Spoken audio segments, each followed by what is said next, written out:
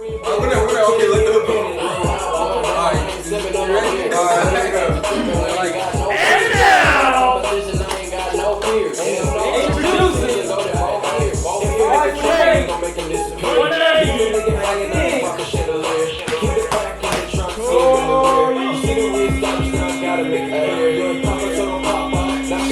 That's probably the last time we I know, for real. We ain't in it. I ain't looking at the same food the hell. Alright, what is that? Alright, next time I gotta do that drunk, not high. High, I'm just walking and shit. Drunk, I'll probably be a little more hype, you know what I mean? I know. Oh yeah. I was just hearing the fucking intro. I was. Let me see. It's fine. Oh, my bad. Only reason because I need it for you. Yes, sir. Whatever. Alright, we locked in, settled in. What's good? Everything right, everything right. How y'all feeling? Feeling good. Feeling great. Feeling good, not looking good. I got y'all. It's cool. Feeling sensational. I'm kind of mad about the wardrobe malfunction. We gonna They no fuck playing this starting with out with the shit. wardrobe. No, because I was malfunction. fired up for the pod. I had my little fit on. Nigga came in. Anyways, man. First, hey man, appreciate y'all joining us, man. If you're joining us, you know what time it is, man. It's the Really Good Podcast, man. I got my really good co-host with me, man. Appreciate y'all being here. Cam 1 good, Cam 2 good, Cam 3 good. Right. So we good. We good. We rolling. really We good. rolling. Yes, sir. Yes, sir. You know who we got with us, man? Weighing in at 170. 170. We got Takiti Salahuddin in the building. What up, y'all? Weighing in at $130. We got Kai Creations in the building. Hey, don't play me like that. Weighing in at 280. We got Might Be Dale in the building. And then we got I keep saying backstage. And backstage would be that way. It is that camera kind of Next. crooked. That's alright though. Beyond the cams. It's okay. We got the same outfit on and shit. It's fine. Shit's going alright. So It's fine. apparently Tori and Sakib didn't get the memo. Yeah, y'all didn't get the memo. Damn, Well, honestly. we got different memo, you know. We both got the green, you know. I mean, I honestly didn't even see that till like Melvin's just now. supposed to send out the not memos. the same at all. Did Not you- the same at all. That fucking green. We dead ass got the same shit. Yeah, it's okay. It's okay. I ain't See even over here looking like Olive Garden See, I and wouldn't shit. if we both had some blue Which is on. I weird as wouldn't. fuck. Like this is weird. Dude, Melvin got a jean jacket on too. And our behind the scenes guys, we got Melly Mill. young Melly Mel in the cut, running the show. His assistant didn't show up today. We're having some production there. It's fine. It's fine. You gonna hold it down, huh, big dog? Someone's getting fired. Someone's getting fired and they're getting fined too. Yeah. So man, back to the pod shit, man. he didn't get his PTO clear. If you watching this, make sure to like and subscribe, man. I always say it at the end. I'm gonna say it at the beginning this time. I'm prepared this time. Like and subscribe, man. Smash that like button. It really like helps. they Just said. a couple For real, clicks. Honestly. It really helps the channel. Oh, That's and really all it is. I said last time at the end. I'm gonna say it now though. Feel free to send in questions, man. Send in questions, whatever y'all want us to cover, whatever y'all curious about. And then if you got feedback on the pod or any opinion you'd like to chime in with, that goes in the comments. So be sure to do that. Or we're just gonna start Fuck making is that? shit. The fuck? Nah, but yeah. And if y'all don't send in comments or questions and stuff, we're just gonna start making them up ourselves and Exactly. we'll just be capping. We just really just do some capping. That should be funny as hell. So how's y'all week? Oh no, how are y'all weekends? Cause I already know what y'all gonna say about the week. Well, how are y'all weekends? Y'all did shit or y'all was chilling? Chilling. We don't lie. We got that sand dune work in, man. We Sand dunes, got a little yeah, work. that shit's Hey pretty man, cool. if y'all don't know, and if y'all are in LA, the Malibu Sandhill, y'all gotta. I'm putting y'all on if you don't know about that. Especially if you like, if you out of shape, maybe you a little fat or something. You trying to just burn. Hit the Malibu sand dunes, man. That's the shit right there, man. Don't go on Sundays though, cause that's when we go. And I don't like that shit. Crowded is not the same. So don't go on Sundays, but you might want to start fucking with it. How was your weekend? Just chilled, watched a lot of football. How was football? It was disappointing seeing Tom Brady win again. Oh yeah, my boy going to the suit. I don't know why I said my boy. That's cap. I've How never been bullshit is Tom Brady going to the fucking Super Bowl? That's pretty Hey, nice. he's doing it without Belichick. I mean, he had a good team around him. It's not acting like he carrying these boys. Bro, Mahomes, Tom, I'm down to see that showdown. Yeah, but shout out to Tom Brady though. Like 10 Super Bowl appearances. Obviously, that's really rare. Can we just agree he's the GOAT in football? Or For now, I think so. Just wait till Mahomes comes up, bro. He next. How many has Mahomes won? One. Been in the but league for like 2 young. years. That's why he hella young doing it. So we're gonna see what happened this Super Bowl. But He's yeah. gonna win. I guarantee it. He's not gonna let me down, bro. Oh God. Tom He's Brady still can't injured? win. Nah, he's chill. He's doing better. They hit him with them drugs, like get back on the field type stuff. Oh, the good shit. I'm dead. We should probably a little recap from last time. The shit I was wrong about the Conor shit. I said Conor was gonna definitely get the dub in the fight. Oh yeah. No, I was talking shit. I was like, I was just talking shit. I was wrong. Conor took the L. That kind of hurt. It kind of hurt. Dustin Poirier definitely looked way more hungry. Like Conor didn't have like a lot of confidence in that fight, like his usual confidence. We're used to seeing. He was tagging him up. He just got his leg fucked up. Yeah, from what I saw. His leg, he should have been checking some kicks, or at least getting out the way. I know they stay right in front of each other because they're like they're strikers. They're not really taking it to the ground like that. I think Dustin Poirier tried taking him down, but yeah, you just saw what he did at the end. Yeah, well, Conor had a wide stance, so that leg is open for getting kicked like that, and it was also a calf kick, so it's hard to check. But then Poirier was saying like even when he did check him, because I remember, I don't know, I used to do a little fighting here and there, but when you check a kick, you're supposed to check it with your shin. Okay. But at the same time, if you're a nigga like me who doesn't have no conditioning on the shins, that shit's gonna hurt. Like if you throw a full on kick and we go shin to shin, that's gonna hurt. But the thing is, you're protecting your muscle, and like them niggas, they have strength in shins. Like the Muay Thai guys, like kickbox, their shit is built for that shit. You see people like rubbing the shit on their shins. Yeah. But like he said when he was checking them, when he would lift up, he was just checking it with the straight muscle of the leg, and that shit's gonna. And he was talking about like, bro, when you keep getting kicked in the calf like that, like it's different when you get hit in the thigh because there's so much muscle and like places for the blood to flow. Yeah. But you keep getting hit in the fucking calf like that, there's just nowhere for the blood to go. So all that swelling, all those shots is like it fucks up your leg, bro. Like that shit is. That's why because he was really getting him striking. But once he started getting hit with them leg kicks, unless he switched his stance, like it was a little too late to do anything about it. Because every time he checked him, he's only fucking himself up. Like it was a bad setup. People also talking about his camp and shit too. Yeah. What does it look like for Conor? What do you think his next move is? Does he stay in the UFC or does he fight Jake Paul? If I was Conor, or even Manny Pacquiao. If I was Conor, I would chase the bag. I would head to WWE. Join the girl Ronda Rousey. Shout out to her. Chase that bag. Like at this point. His last few fights, he don't really look like the dominant man he was in the prime of his career. Yeah. So, like, he has to start thinking about, like, does he want to go through this physical punishment or, like, have his career really secured and just chase more money and set his family up, Well, what about his legacy? Like, do you think he has to care about his UFC legacy or should he, like, build, or does he already have enough of a legacy?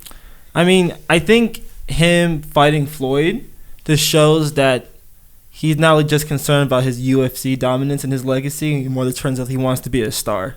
No, he got a dummy bag. He got a dummy bag off that Mayweather shit. That was a straight money. Yeah, he got rich as fuck off. That was like his rich. Made his career basically like. But he really had, but like financially made his career. Yeah, I hope he'll come back though. I hope they run that back because him and they're 1-1. Yeah, exactly. They 1-1. That's Poirier. Exactly. Yeah, Poirier. Hopefully they run that shit back because they're 1-1, and then. If Khabib comes out of retirement, man, I mean, I know Conor just drops the 7th, but you Conor, so you're not really taking. That was what we were saying. We're not really taking those 7th seed fights. Like he's still gonna get whatever fight he wants if it lines up properly and shit. I think Khabib kind of like broke him, in a sense, because I feel after that fight, I know he beat what's his name, Cerrone. Cerrone was like he's a veteran in the UFC. He got hella fights under him, but that wasn't like Cerrone was getting knocked out prior to that. So I don't know. That's why I disagree because his last fight with Cerrone, he broke his nose and that was he looked just good. Crazy fast time. This one, he was really winning the stand up game if he hadn't got his legs fucked up. Because what's his name was Poirier was. How I say his last name? Poirier. I'll never get that shit right unless I hear it. But because he was looking gassed at points too, and he was getting tagged up. Like he was winning the exchanges until his legs started giving out. Then it was just bad from there. The combo at the end was wild. It was so many punches. I kept thinking different angles too. I kept thinking Conor was gonna recover, but it never came. Yeah. All right, so back to the fucking week. That's really what started. Every time we talk about one thing, we end up just talking about some shit. How was the week? How was the weekend? Well, the week was so far this week it's been. Oh yeah, well we got to talk about the stock shit that happened today. But yesterday, how was yesterday for y'all? Anniversary of Bean passing. How was that for y'all? It was for the audience. We're recording on Wednesday, the 27th. By the way. Yeah. I don't know, cause I like. it hit me like way later, you know. So like when it did hit me, like just kind of realizing that Kobe was, I was in like LA Fitness parking lot and I just finished hooping, and for some reason I was just looking at the moon and I just started crying about it. Like I thought about Kobe and I started crying about it. It was like weeks later, and so yesterday, like I don't know, kind of seeing it again, trying to stay off of Instagram and stuff like that, but I don't know. I'm not trying to dim the mood down, but it just reminded me of that. Like when I think about just like where you first were when it happened. Oh God, that's not when I first heard it. Like it didn't hit me then. It didn't hit me like a week later. It didn't hit me like it was like 3-4 weeks later. I don't know, and I just broke out crying in the car about it. It just came out of nowhere. Yeah, I was probably like the exact opposite. And that's why yesterday was, because like at first I started out the day like JJ Redick put a little compilation of like players telling their stories about Kobe, and I was like,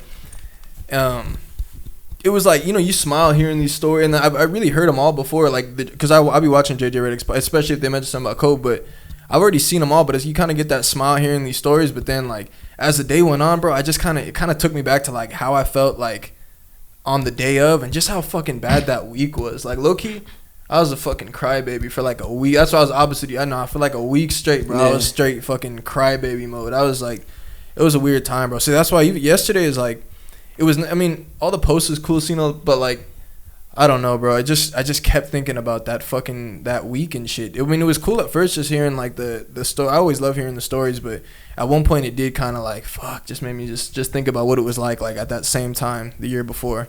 That's just crazy. Yeah, I was at work when I found out. It was one of those days you just kind of grab a beer right after. I feel like I hit you up, but I think you were somewhere else. It's probably somewhere crying. Yeah. Well, you said it was the first day. But yeah, man, I wish that we just got to see more of his work. I was so excited for him to do more work out like after basketball. I was excited with the animation like route that he was gonna go into. That would have been awesome to see. Yeah, he was gonna do some crazy shit, man. Yeah, for me, when I found out, I was in my college apartment, and like I just saw a tweet, and it was just fresh off the presses, right? So I was like, "What?" I was like, "No, it has to be fake." But then I saw it was TMZ, and like TMZ like has a reputation when they drop things like this, they're usually not wrong. Was it the one sent in the group message? No, I just saw like the direct TMZ I remember tweet. Sage sent it. That was the first shit I saw. Yeah, she I sent saw. the group message. I was pissed off. Like, why would you send this shit? It's obviously like. Yeah, me too. I was yeah. like, but I saw it was TMZ. I know they don't play around. So I showed it to my roommate Ryan, like a huge Laker and Kobe Bryant fan, and we were just like speechless. So for a while, we were just like waiting like to confirm this report, you know, just praying that it is wrong, because like even the slimmest chance. And then when it wasn't, people confirming it, it was just like. It's hard to explain because, like, growing up in Los Angeles in the early 2000s, Kobe Bryant was more than just a basketball player to us. You know, he was like a hero. He inspired many people. Like, I know I can say for myself and maybe a lot of other people, like, he's the reason why I love playing basketball growing up. I love watching Kobe Bryant play. And just for him to be gone is just, like, part of, like, your childhood also, like, went away, too. And it was just hard to get over. Like, it's more than just basketball. Like, what do you represent for, like, the city and, like, children growing up? And like it's just tough. He leaves like a place that cannot be filled, you know. So it was really tough to get over. I was just outed for the entire day, and like right before I went to bed, I just put on YouTube, watched his career retrospective, and just started bawling, crying at me. I'm sorry. I was about to say, I know you wasn't balling. This nigga never went hooping out. He started bopping like, yo, they'll start getting some shots. Okay, shit. He's like, I brought the rock out. I'm gonna make the NBA for Kobe. You gotta make him proud, you know. All right, so then so that was Tuesday, which was yesterday. If y'all don't know, we filming on a Wednesday, hump day. But today some wild shit happened. Wild shit in the stock market. So if y'all when y'all see this, you probably, I'd hope, already kind of know what happened. But if not, we here for you, man. So some crazy shit happened in the stock market. Who's gonna kick off about the stock market shit? I feel like I set out. Should I? Yeah, I thought you were about to go into it. I thought you were. To my best understanding of stocks, I'm no expert, but you do want to do your due diligence. First of all, if you're not invested, like if you just have money sitting, like, because we were just talking about it, like you kind of gotta invest. Yeah. Like if you have like 5,000 just sitting there like in your bank account, unless you're saving for something specific, like y'all gotta start investing. Yeah, because the government's giving us money for free right now. and it's just kind of like that's why shit's about to start getting expensive. It just devalues our dollar. So the best thing to do is invest. And I know there's a lot of people who have like fear into investing because they don't know what to do. You got to learn. Like I'm one of those people who's afraid, but I got the first one today. But nice. Yes, sir. Yeah. I was trying to separate myself from those people, but I'm still those people, you know. Well, that's the thing, bro. It's just so much to like fucking learn, and like even the people that know so much are still like learning nonstop. But the big thing that happened, y'all probably will have heard about by now, is that GameStop shit. You seen that GameStop shit? Of course. That stock was going crazy. Basically, like earlier in the week, their shares were like $42, right? Now their shit's at like $350, $360. And I don't know how do we explain this? Somebody made like $56,000 and then or he invested $56,000 and then came out with like $12 million. Yeah, dudes are making bank right now. Crazy. So basically, here's to my understanding of what happened, and this is actually like a crazy moment in stocks for y'all that like know about stocks or whether you don't. It's a crazy moment. So basically, GameStop, right? Everyone's assuming because GameStop's going out of business, and you have these big institutional traders. Fuck, I feel like I gotta unpack different shit for it to make sense about the shares and shit. Should I explain how shares work and like? No, you don't have to do that. All right, so look, all it is that you have a stock from a company, public company, GameStop. Before it's very low value, not that high of a stock. People on a website, Reddit, decided to say, hey, everybody go buy this stock, right? And it's called a pump and dump. But the thing is usually the thing is though. Institutionalized trading are usually the ones, so that's like hedge funds and like big ass corporations like Wall Street and shit. They're the ones that basically control the market in terms of volume, right? And that's how shares go up, you know. So if a big ass company, they're able to put billions into a certain stock and shit like that. So basically, they're able to control the market. So if they start pouring billions into a certain stock, obviously the share prices are gonna go up. And if you guys don't know what share price, basically, if y'all have 100 shares and say I got each one for like 40, which is where it started at. Now all them $40 shares I had, multiply that by 100, but at the value that it's at now. So the shares are at 300, whatever, or say they're at like 350.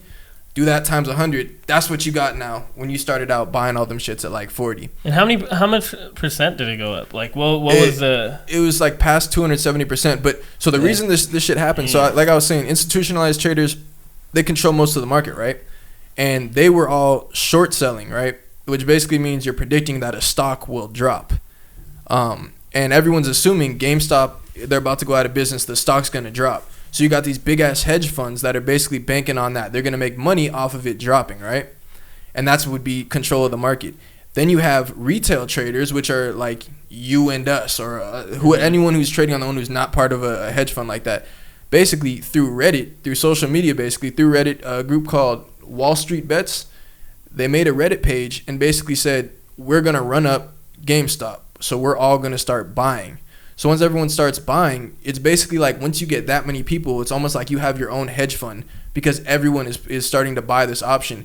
So all those institutionalized traders that were shorting it, that were going to profit off the drop, they're all fucked because it just went up. And a huge one called Melvin Capital is a huge hedge fund, right? They just lost $3 billion. Oh, shit. No, it's really called Melvin Capital. They just lost $3 billion off of because they were shorting it. They were going to profit off the drop.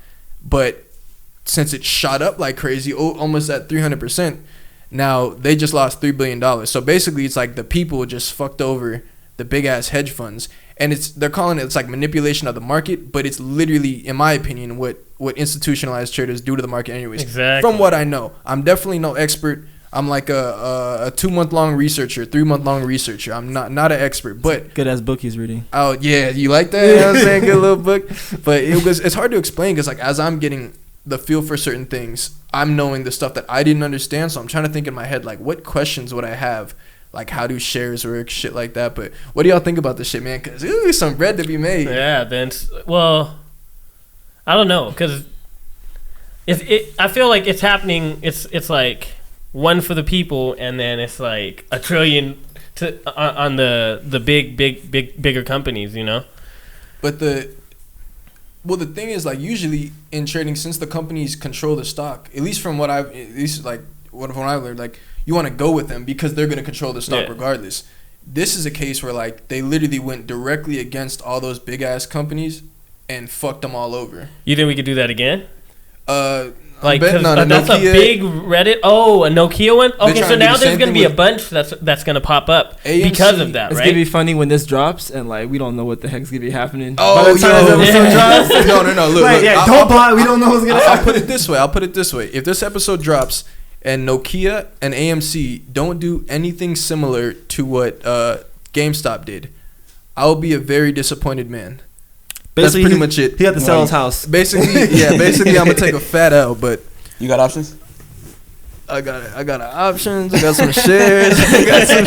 Damn, I was mad because I actually I was not a moneymaker in GameStop. But man, y'all got to think how the shares work. You could do the math, but let's just imagine you put, if it was $40 shares. Let's just imagine you put $80 in. You own 2 shares. Now imagine each $40 share is now 300 and something. Even off just owning 2 shares, you would have made some bread back. So I feel like if you got money like saved that you're not gonna be fucking starving, like it's just sitting in your account if you're not doing shit with it. But I would say like try to educate yourself because you could lose money just as fast as you make it. Don't be like me. Trump cost me a lot of money. Don't be like me. I think it's pretty cool how that the people have the power to not only fight against major corporations and businesses, but also enrich themselves financially. Because for a long time, like the middle class was the ones getting the short end of the stick, thanks to the big businesses and corporations. Not to get too liberal or anything, and the fact that the people are demonstrating they do have power to fight back, and the government knows it. That's why they stopped trading on certain brokerage apps. They're not allowing people to buy stocks because they're scared of what they can do and take away money from big businesses and empower the poor. And niggas did fuck up the market. Also, I know some traders that are kind of mad about it because, like, if you're a trader and you're trying to, like, read charts, you're trying to, like, strategize, it did fuck it up because it's, like, it's just a dump of money into a certain stock. So that one shot up, and then the rest of the market is going to be, like sketchy from there. I really like us covering stocks. We're going to do this every week. Yeah, I'll definitely keep You want to talk more stocks? I mean, this obviously keeps on growing, and I'll be back. You feel me? Yeah. I gotta come back with some more. Should we be a stocks pod? Stocks pod. Business pod. Ooh. Hey. Episode 6, we all have money. If you talk about money, you make money. Shit. Hey, the really good business pod. Hey, let's go. Okay, all right, we can talk LLCs and all that shit. You better trademark that. Enterprises. Well, like, I feel if I want to make money like in the long run, I think my way would be the ETFs. You know, I would just keep investing maybe like $100 every paycheck. ETFs are those like companies that are like all together. You know, it's like, for example, if it's like 3D printing, they could have a bunch of companies that are involved in 3D printing, and they all just have their own stock. Like everybody can just buy shares into that stock. That's wild. And when you invest into those companies, I feel you'll make you make more money in the long run because you're just buying little by little, and then those are always gonna grow, depending on what kind of ETFs you be going on. But like they have a tech ETF, right? Yeah. Sure got a bunch so of those definitely that's something that will always be growing. Like for example, like Tesla would be something that's always growing. Apple, Amazon, all those big ones. But it's just cool when you have like a for sure thing. Because, you know, if you just go into one company and they might have one, like something happens in the headlines, or like what you said, the writers. Oh, analysts. The analysts. If they're talking shit about your company, it'll hurt your company's stock. But when you're going into the ETFs, it's a whole like collective of companies. So it's very difficult for your stock to drop. Yeah. So... Oh yeah, so what you got? I know you've been in your stock game for a while. I know, yeah. And I really want to hear your take. Yeah, we doing all this talking, but that's why I'm literally just looking over like, is he gonna correct me? Is some shit Kai Creations is a very wise man and a nerdy man too, because he's always been into stocks. And back then I was hating because he'd been into stocks since like high school. And I'll be like, this nigga checking. No, I wasn't actually. No, you be pulling up your phone. Yeah, I'm looking over some stocks. So I don't know if you invested, but at the time you. Well, actually, I think I'm looking at stocks. Like senior year, he was for sure like, I'm looking at stocks. I think my uncle or like I had saw somewhere somebody told me to look at it, and at that time I didn't know what I was looking at. I was just looking at charts. So I was looking at them, but I had no clue what I was looking at. And I didn't take it seriously until like I got out of school. Like once I finished college, because I had to do it for work. So then once that's when you have money. Well, actually, that's wrong because when I was actually, I think senior year or junior year, I started investing in crypto. See, I know you better than you know yourself, man. See, I know him But too well. not high school, in college. Oh, so damn it. in college, I started investing in crypto. So I was like, all right, I'm gonna keep Litecoin for like 2 years and see how that does. So I got it, just kind of looked at it, figured out like an investing strategy. I got, what was it, The Intelligent Investor or whatever it is by Ben Graham, popular book. Once I figured out that I wanted to go long on more stuff, like I diversified my portfolio, figured out what companies I wanted to stay in, companies that pay dividends, a good dividend payment. You can check their balance sheets and all their revenues and shit on sec.gov. If you type in their ticker, their NASDAQ ticker, you go on there, look at their 10Ks, 8Qs, 8Ks. We ain't Speaking gonna of correct whole- you. We ain't gonna correct you, bro. 10Qs, 10Ks. I You don't got know, the Dev bro. 14A, 10Qs. So you look at all their financials and shit, scrub all through it. You know what I mean? Read their operations, see what they're gonna do with the money. Make sure their cash flows is positive, making some revenue, good assets, no debt on the balance sheet. It's always a good company. PE ratio is good. You get current ratio, look all that stuff up. This is a whole nother language for me. I know, God, we really gonna have to make I'm this like, we shit back in high school. We're gonna have to No. unpeel this shit. Physical We're gonna make it a education. segment. But honestly, you can make a lot of money just on the candlesticks. Like, you don't even need to know all that shit. Like, if you just get like a good company and just look and see, like, find a good dividend or like ETF, like you were saying, it's like a conglomerate of whatever industry that you want to have. Hey, I was correct. Hey. Oh yeah, that you want to have. So ETFs, dividend stocks, you good. And then if you want to go short on something, I don't know about the capital gains tax. I asked you about that. I don't know how that works for like short trades and stuff like that. I don't know why you asking me anything about Yeah, trading. Anything I know. You asking the Anything wrong I know, dudes you right probably now. already know about. But I don't know. I feel like the long-term game of stocks is easier to understand because it's like, look, okay, if you got bread, that's why it's easier to just invest into the safe companies. But that's why in the short game, I really want to learn that. I will say as a option disclaimer. Yeah, get some options. Disclaimer. It's fake though. What? Here this dude go. Stock market. I'm not gonna know. Wait, I'm you'll not, tell your theory? no, 'Cause no, I was- not on okay, this okay. one. I can, but not right now. all Not right, today. we'll get But it. We'll get it going. that shit's fake. Like, know about it, make your money off of it, but like, don't get too emotional about it. Money doesn't exist.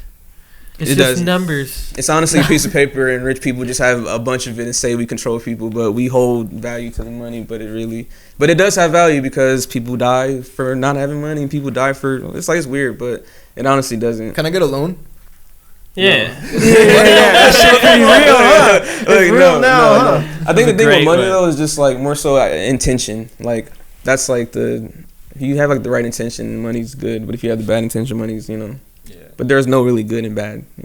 I mean, I feel like Self-perception. the concept of money naturally draws out the darkest part of people. You know, if he's like on the greed? greed, if he's on the greed and stuff, and like people would kill innocent people for some money, no one would think twice about it. And it's crazy if you think about that in retrospect. Like, you're killing another human being for like this object, this inanimate object that we just control the flow of. We can make more if we ever wanted to and stuff like that. Like, And that's what they do. They print it out like it's nothing. Like, so what? You died over it, but I'll print out 100,000 more just because we have to for the sake of whatever. Imagine living just in your regular old life barter system, and there's some wise guy that says, you know what, I'm gonna implement the money system, and this is what everything's all about, and your whole life just changes, bro. Like, humans are not supposed to live like this, but my anti-capitalist rant must stop today. I think we took it and fucked it up. Think about it though, because like we had something like, okay, just a thing, right? And we attached. We called it mine. Once you have ownership of something or like possession of something, that's when it's like it's fucked in your mentality. Like, your psyche and your ego now are holding onto it and attached to it. So if somebody tries to take it away from you, it's like now you're trying to fight me. You know what I mean? Like, you're fighting who I am at my core and trying to take my thing, which is in itself not really real. Like let's say, oh, that's a cup. Nobody's mad about it. But once that becomes your cup, like my cup, now you have a different energy about it. So it's like the same thing with money. It's just like we have the greed, like, and the greed comes from the ego. You know what I mean? Just like the animal that's inside of everybody, because we grew up as animals. You know what I mean? Like that reptilian that is still inside everybody that says like I have to hoard or like take and hold for mine. Like and keep everybody else away. You know, it's not until you like evolve to have like nurtureship and like understanding of other things to say like I'm gonna take care of something. Like snakes don't take care of their babies, like they lay them and just go away. Versus like birds that like take care of their babies and feed their babies. It's just different like pieces of the same animal. Yeah, man, stocks are great. Like, stocks are fucking dope, dude. But no, that is I kind of like that discussion too. I kind of a little money talk that is interesting. Does money like talk. our want for money, does it come from like us constantly thinking about the future rather than the present? You know, because if like we want all this money so we could have more and more, so we hoard it so more generations of us can survive. Do that many people do that though? You know, because a lot of niggas just like eating out, buying runts every week. Like, well, that's like the hey, a lot of niggas chill on me, bro. Chill. A lot of niggas is just spending this shit real quick. I saw some different shit this quarantine. Oh, for sure. EDD was coming in. I saw some different shit going on. But I just feel like nowadays smart people are trying to get money. I'll tell you that way. I feel like it depends on what you do with the money. Okay. Yeah. I feel like nobody really is getting money so I can like survive. Like people want money because they like nice things. You know, like that jacket. What about the appreciate that rich then? What the rich? Where does that ego come from? Is it like, oh, I just have more than you, or is it more in that sense that I'll be set forever? Full disclosure, I am broke, but like I can't relate to them. But at a certain point, like you have more money you can ever spend in your life, more money than your family could ever spend. So like, why do you want to gain more money? At that point, it has to be an ego thing. Like, or like, well, the reason is there. Because like, I can get more, so why not get more? Like I love being called the richest man in the world. Like, oh, my net worth is higher than this guy. Like, yeah. I think that's a lot. I think that's the ego that comes in with them. You know, because it's about having power. I guess money will open the doors for you to get more power. That was shitty. It might be a part of that, but you can also do a lot of good with it. Yeah, I think honestly, just like what money brings is for a lot of people will probably simply just be security. Yeah. Like just like security. I was about to say that. Like freedom, you know what I mean? Like because you don't have the freedom. Like let's say you grew up only eating noodles, you know what I'm saying? Yeah. Like you want to go out to a fucking restaurant, like, and that's what money is, or like the nice cars and you see it on TV and shit like that. So we have like a really weird dynamic with money. Like our perception is just, I don't know. Money talks. Money talks. That was a good segment. But definitely like make money in the stocks, but that shit is don't get too emotional. And it's very important for middle class people, especially middle class people of color, to invest their money because it's a game they don't want us to get in on, and we could really profit off that. So very important. I highly recommend and encourage everybody to get into that. And that's why they're so mad is that regular people is getting dummy bread off like the stock market, like what happened right now, like the GameStop shit. If that's the same shit be happening to institutions and it's nothing, like no one's looking at Wall Street, man, look how much money they made. You'd be like, nigga, they Wall Street. Like, what do you expect? Obviously they bringing in bread, but now you find out about them losing $3 billion. Now there's an issue. Yeah, like. But it's all good. Stock's gonna rise up. We all gonna get our bread right. Someone got my water. Hey, you remember last pod? When I filled up my water here, but we had taken that shot, and then y'all niggas thought I had a full cup of gin. I don't know. Bro, no. So after we had taken the shot of the little Bombay, I filled up my cup with water, and then these niggas like separately was like, yo, are you about to drink? I'm like, no, nigga, like, that's fucking water. But that brings me to the point. When are we just gonna get hella drunk and just do a full pod like that? Oh, y'all not down. Y'all not down. Landmark, maybe episode 50. We just 50? But I'm talking okay, let's say every 30 minutes we take a shot and we feel like we sipping the whole time too. Episode 4. The first one we had the champagne, but that's next week. Episode 4. We made it to number 4. Okay. So we could do it on your episode. What did he say? His birthday what falls on a episode would Wednesday. that be? I'll go make a guest appearance for that one time. Ooh. When's your birthday? How many weeks? Your birthday's in March. I mean, well, actually, by then we'll be like, like that'd be like 30 or that's a 50. week. March 10th. We getting it in. Yeah.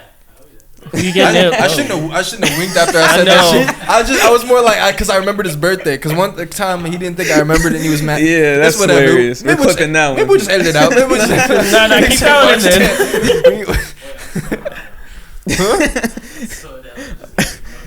then. I'm fucking dead, man. Well, that was really educational talk. I'm really glad we had it. Glad we went there. Yes, sir. But honestly, I think this shit's interesting. I feel like people have a lot of interest. It's just like you don't want to talk to it. Like who you really talk to figure this stuff out. And like not everyone has fucking nerdy homies that know about this shit. No, but not everyone has like the reason or like knows people that are like interested in stocks and shit. So like at least, you know, we can present some type of value in terms of like now people, you can kind of at least know where to start. Like read a fucking book, go online, do your research and all that. Past that, we got to give them even more insight though. What was your theory, big dog? Oh, this is gonna be a regular segment, by the way, because you know Kai's gonna keep having theories that he either finds or creates, and it's go time. Oh yeah, okay. Last note on the stocks though is like follow your own like intuition, like research it, and then don't listen to listen to people, in the sense of just like observing them, but don't actually listen to yourself. Like whatever your gut tells you, do the right thing. You listen to yourself with Obalon. And when Trump I'm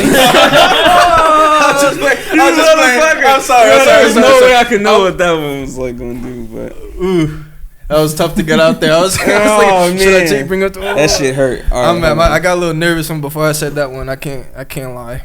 All right, man, we gotta hear this theory. All right, so I'm gonna read the story. You can look it up, confirm it, all that shit. All right. Real story that came out. Fact check this nigga real quick. Yeah, I'm gonna be fact checking over. China to begin anal swabs to detect COVID-19 coronavirus. This came out. What is this? What's today? It's 27. 27. This came out yesterday. Yeah. On the 26th. All right. How do you even Google that? Anal test China? Huh? Type in China anal swab. Yep. China booty swab test. Oh yeah, we got you. Yeah, Mel. All right. So listen. All right. The swabs are inserted 3 to 5 centimeters. What? Oh, fuck. Welcome to the good old. Wait, 3 right. to 5 centimeters? How big, Yeah, all right. how big is that? 3 to 5 centimeters, right? 1.2 to 2 inches inside the rectum, right? So, okay. So that's Inches? the story. No, 3 to 5, okay. I'm not taking inches, bro. Sound like they don't want niggas to get tested. Yeah, really. exactly. Yeah, all right. So, Sounds like, bro. so like that's the story that came out, mass media, all that shit, right? All right. Now, everybody take a deep breath. I can't take a deep breath when it's anal. All right. Now I'm going to switch the subject. I'm going to come back to it. Wait, what? All right. Now, follow me. Hey, man. Anyways, moving on. Now follow me, all right? I'm so excited for this like reach right here. I love it. Reach? I love it. It's Yes, a it's reach. gonna be All a right. good reach. All right, the now mics listen. haven't been on. Alright. Nah. We're not falling for that. We're not.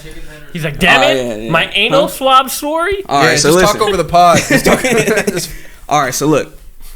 Language. All right, listen. Language. All right. It's weird. If you ever really, like, if you ever notice, language is always like next to numbers, right? Yeah. Like they work hand in hand. Like you have language, you have English letters, whatever, and then you have numbers. There's All right. 26 letters. Like 1, 2, 3, 4, 5, 6, A, B, C, D. Okay. Letters. Letters. Okay, numbers. All right. Letters and numbers. All right. They have a connection, right? Because they're from like the same origin of writing, whatever. You have 4 different ciphers. All right, so imagine like the Da Vinci Code or something like that, right? Like you have like code and you can you have like coded language or something like that, right? So one cipher, A is 1, B is 2, C is 3, all the way down to 26 through Z, A through Z, right? So that's one cipher. Another cipher is the same thing, but it's reverse. Z is 1, Y is 2, and then A is 26 and B is 25, so it goes backwards. You have another cipher, which is the same thing going front, but you have rules numerology where the numbers break down. So like let's say you get to 10, it breaks down to 1 plus 0 is 1, right? You get to 11, 1 plus 1 is 2. You get to 12, 1 plus 2 is 3, and all the way up. So you have rules numerology frontwards, and you have rules numerology backwards. So 4 ciphers, language, English, and you have numbers attached to it. All right? Cool? All right. So now... Hey, speaking of ciphers, this nigga Dave looked like he was about to spit a cipher last episode. All This right. nigga was like, All right. I was dropping nothing but hot shit. No homo. All right. So this practice of like coding like words and into language and stuff is called gematria. Okay? Gematria. Gematria. I said gematria. All right? Gematria. Jumanji. It's gematria. It's like Jewish mysticism comes from like Kabbalah, like when they was making the language and shit. Like, so okay, look that shit up. Anyway, so the news story that came out on everywhere, China, anal, all that shit, right? The swabs are inserted 3 to 5 centimeters China has English ordinal gematria of 35. All right. The full reduction of China is 26. Anal in reverse full reduction is 26. Sodomy in reverse full reduction is 26. COVID in full reduction is 26. Plague in full reduction is 26. Virus in full reduction is 26. I don't know if I'm slow. When you say full reduction, what is That's that? just whatever cipher. So that's like one of the 4 ciphers, right? So you have like English ordinal, full reduction, reverse full reduction, like all the front backwards, right? But these like the words that are in these like stories and entertainment and stuff like that have the same code like when it comes to the numbers. Mm-hmm. That's a very like crazy. They all come to 26. But I'm saying right, well, but it's for like this specific for this specific topic. story, right? But it's funny that the story emphasizes the swabs are inserted 3 to 5 centimeters, but China has gematria of 35. What is and it? it's in one of the ciphers. And in full reduction it's 26, but anal, sodomy, COVID, plague, and virus all have 26. So what does this mean for the future? What would be like your conclusion from all this? But I see what you're like. That's Right. I'm just trying to so, think. but what do I like, no, make but of here's the this? thing though. Every single story that comes out on politics, entertainment, stock, new, anything that you could possibly see has this code. Tori got like the brand new Apple glasses. I swear, dude. That's how you be seeing the layers Like of the numbers. the rabbit hole gets fucking deep. But when you say other, I mean, so what does this mean, bro? Okay, so I think it's either 2 things, right? One, first of all, I gotta shout out Zach Hubbard, Gematria Fake News and Gematria Fake Sports for the knowledge. But you got this from fake news? Is the nah. But what this means, okay, either we literally are in the Matrix and everything has a coded number to where it happens at that specific moment. Like nothing happens too late, nothing happens too soon, and we all have codes for some reason. I don't know, or like they tapped into something different and they're using the code to manipulate in a weird way, but there is an overarching code that's not like manipulated by like human ego or nothing like that. Or it's controlled, or the code itself is controlled by one group of people that like know it and are fucking with it. Like they're fucking with the sacred shit. But it's coming from like a different realm than the higher realm of like what God is. Like it's still God, but it's like some astral shit and they're fucking with it in a weird way. You know what I mean? They got the language from some Jewish mysticism shit. Like nothing like against the Jews, but it's like that's really what it is. Like, well, they say that like numbers is like the language of the universe. Numbers is the language of the universe, actually. And I don't know, it speaks in numbers and it speaks in just revealing things. But yeah, things come in like revelations. So you're saying this is like fate and destiny, this pandemic we're in? Is it destiny So- or is it created? This pandemic, What's the difference? I don't know. Oh, they're really, honestly, like if you want to go like super high level, like all of this is an illusion. This whole experience that we're having right now. If you really want to go there, all right. So to summarize, Kai is saying that we're in the Matrix, and this is all predetermined. There is a lot of simulation conspiracy. Like there's a lot of like research you can do to like there's to learn about that conspiracy, shit. there's theory, there's a lot of different understandings because it's like we don't know. That's the reason. We could have great thoughts about it because we are human and we have the capability of reason and understanding. But yeah, everything is a thought, and you could just pick and choose from what you like to believe in. You know, like the theories that you believe. Like some people believe in evolution, some people believe in creation. they're You both know? the same. Yeah, Evolution is creation. I personally think they coexist. They're the same. Nah. When they talk about creation, I don't believe in that. Like God made the world in 7 days and all that. Like the book stuff. What's a day? You know what? bro? Since we're podding What's off, a day? like, if we're gonna go into this, if we're gonna pod off, then let's just fucking go into it. What do we believe in? Evolution, creationism. Evolution I and think creation. What are y'all takes? I think it's all together, like, because I think there's some aspects, like, I'm not one for the books. Can you explain the difference for people that don't know? Creation is, if, you know, the people, like the book of Genesis, and they'll talk about, like, Noah's Ark, and the world flooded, and, like, all the stories that you hear from either the Bible, the Quran. I'm not sure about the Torah because I've never read it, but at least those two. Yeah, I know, dude. I should be fluent in it. You don't prepare for the pod, dude. I know we didn't discuss this topic. I was supposed to just read the Torah right before. You gotta be prepared for whatever life. They got it on Audible. Yeah. Come on, if man. a show got Torah Audible, I feel like they possibly might, man. But yeah, and then evolution is Darwinism. You know, we came from monkeys, and we evolved into all these different types of humans, and then now we're Homo sapiens. What do y'all believe? Y'all. Yeah. I mean, I believe in evolution. I just follow the science. I know like Tori might think that it might be manipulated, and it's not what we actually think to be. But I'm just putting words in your mouth as my specialty. But until creationism starts making sense to me, I'm gonna just go what they tell me. I'm sorry, I'm a sheep. That was a really good take. Shit. And you basically so what's your thoughts? Because he seemed like he was kind of saying that you think it's all a matrix. I think evolution. Okay, if you come on, any type of duality is not existent. Like people who use the word duality are woke as fuck. I know, bro. No, they are woke as fuck. Stupid smart. No. So look, you can make anything a duality, right? But you're putting something versus something when it's all one. Like there is no separate from anything. Like we are all one by the same fact that we are all existing and like aware of our existence, which is in itself is a projection of divinity.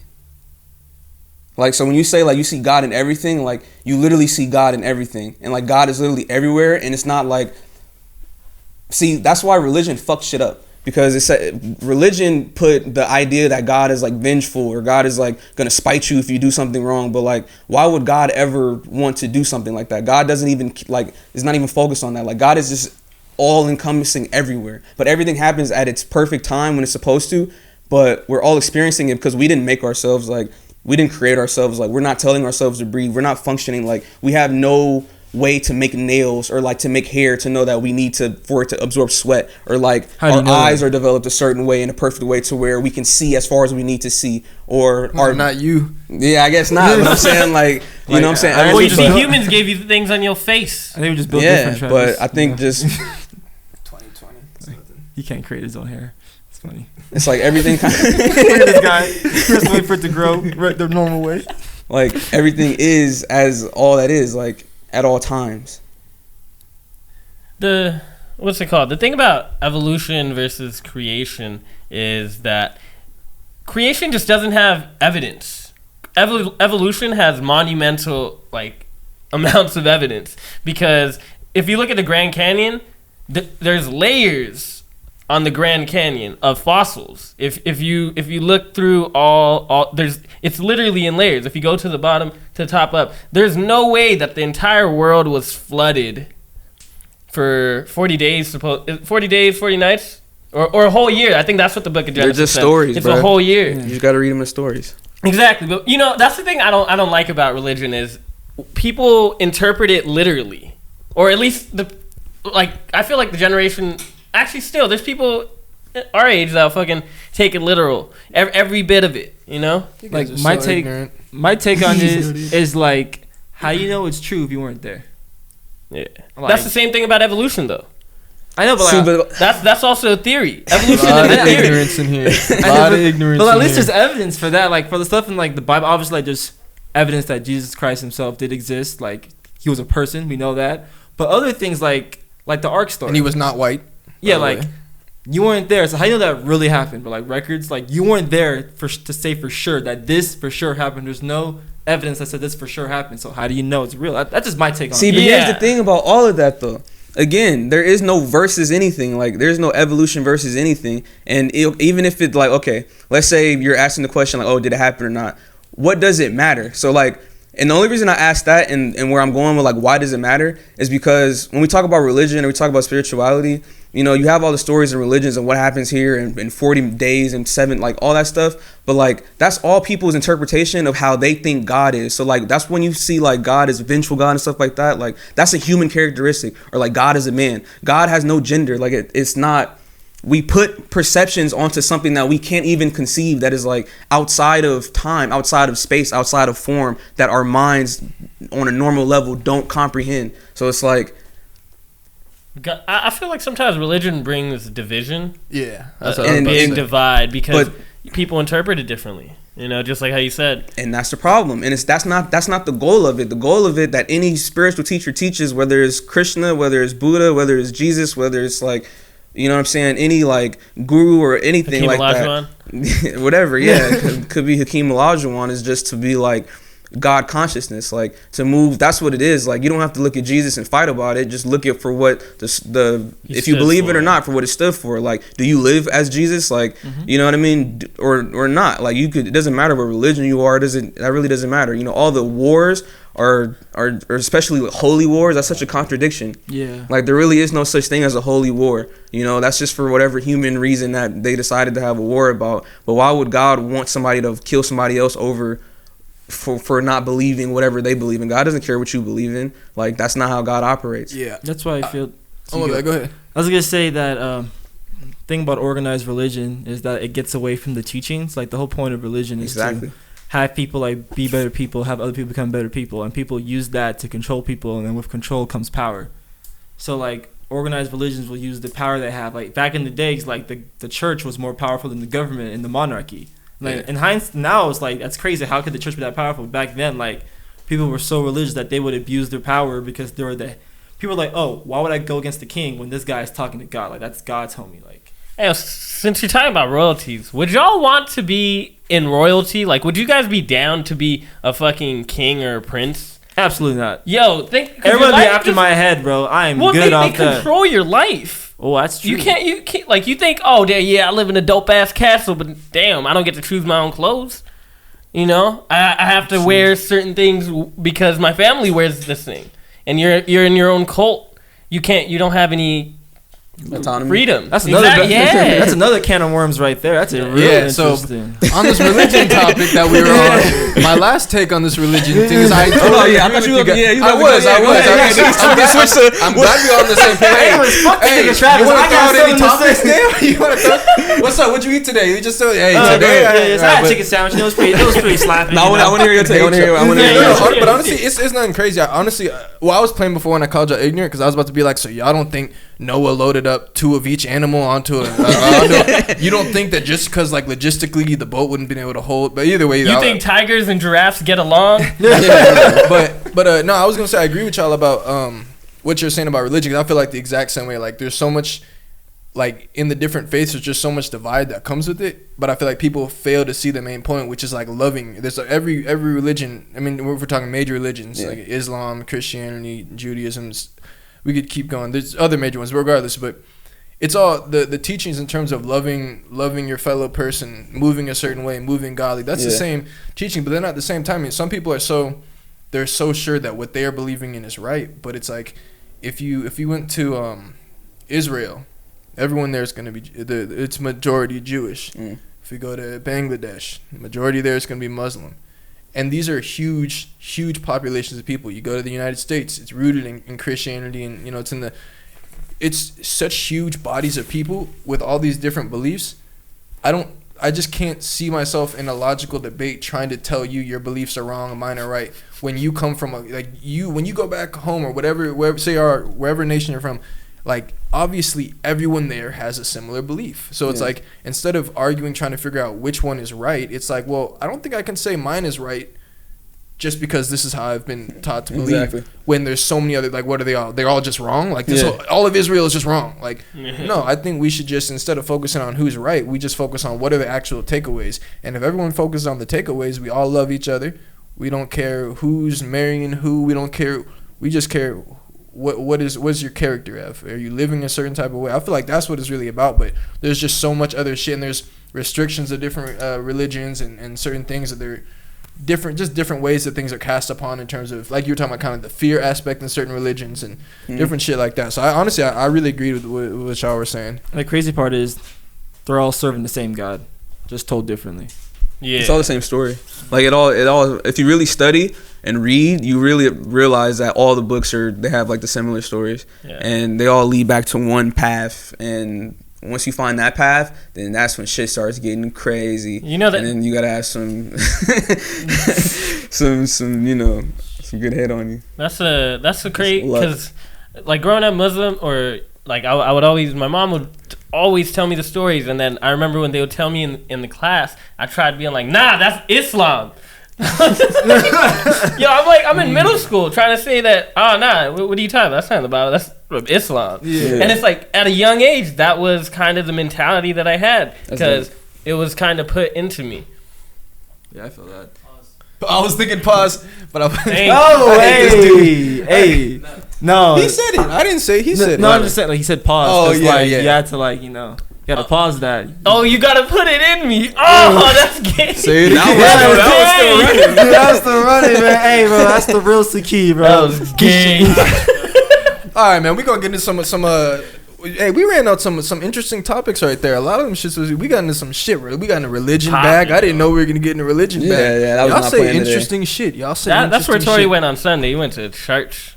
That sand dunes, man. Yeah, bro. I'll be going to church at the sand dunes, especially like when you working out. That's a way to find God. You push yourself so far, you about to pass out, and then you really just see like everything gets hella silent, and time slows down, and then you like, damn, I'm there. It's called passing out, my nigga. Yeah. You like, damn, I'm right there. I'm gonna find something. Have you guys seen Passion of the Christ, the movie? Yeah, I had to watch that for class, bro. It's crazy because the Jews are actually the one that initially put a death order on Christ, and he was preaching the same philosophy. Because he had the power. Well, the thing about that is just like it's a level of consciousness. So like you have somebody who's coming out talking about like peace and love and joy and like something else, and you have a group of people that's like no, kill, murder, stab, rape, pillage. So it's like now you're a complete opposite of what I am, and I don't like that. So you're threatening my entire being by just you being yourself and being peaceful, and because you're a complete opposite of wherever the general population of like where humans level of consciousness is. It's happening right now. It's growing. Mm-hmm. It's getting better. It's getting better. Slowly. Man, we all know Jesus about to come back in a couple years. Man, I've been waiting for it. I can feel it, bro. And yeah, we don't gotta go too much more into it, but anyone who thinks Jesus was white, just do like a little research, just a tiny bit of research. Go to where he's from. Just look around. Do you see any white people there? Just figure out where he was from, and you see the rest white people there, bro? the rest Yeah, is Jesus history. was Muhammad, and Muhammad was Moses, and we good. I don't think it matters. No, I'm just. Yeah, it really doesn't, but like they could. All right, so we'll keep it rocking. Let's get on some. That was something. We got some heavy. All right, so let's get on some light ones. If you didn't already know, remember we were talking about the poem last time? Amanda Gorman. She reading off that same poem at the Super Bowl. Tom Brady, Mahomes squaring off. Gonna have a little Amanda Gorman action in there. Sounded kind of weird, but the false you prophet. What a fucking poem. The false prophet versus the real GOAT, Patrick Mahomes. Yes. So that'll be dope. Next thing on the little, we'll give a little news segment here. We'll do a Harriet Tubman. Joe Biden is gonna, I guess his what's it called? Administration. Yeah, his administration is gonna have they're pushing to have Harriet Tubman on the $20 bill. How y'all feeling about that, man? I feel like there's better things to do. Like that's nice and all. So glad he's where my checks at? You feel me? Like this is nice. I'm really glad, but there's way better things we could be doing right now. Like this shouldn't be at the top of the agenda, in my opinion. Well, I actually hadn't thought about that negative Nancy ass point of view, but I actually do feel you because there's a lot of people in prison for shit like weed possession off of shit that different bill reforms that Joe Biden played a part of and Kamala Harris. So in that aspect, I do think there is higher priority things. But hey, man. $20 bill, Harriet Tubman. Bro, you gonna be the first nigga in a music video throwing 20s. The Harriet Tubman 20s. For Harriet Tubman. You gonna be holding them like faces, this. bro. You got the Harriets. Like nigga got Harriets. I'm gonna pop out with 5 of them bitches. Oh yeah, do it. All I got is a spread. $100. Do a spread with it. The $5 bill spread. Or not do a phone. The $5 money phone. It's gonna be on the 5, not the 20 no more. No. I'm saying I only have $100 to be waving around a music video. All Tubmans. Yeah, I'm gonna have 5 of them. All Tubmans. But nah, that's okay. Is anyone happy about the Harriet Tubman thing? Because I really thought everyone was gonna be really happy about it. I mean, they announced it. Okay, they announced it a long time ago. Oh, really? And it's just like the Trump Now it's just going through. The Trump administration hasn't done anything, so like it's kind of like announcing a movie.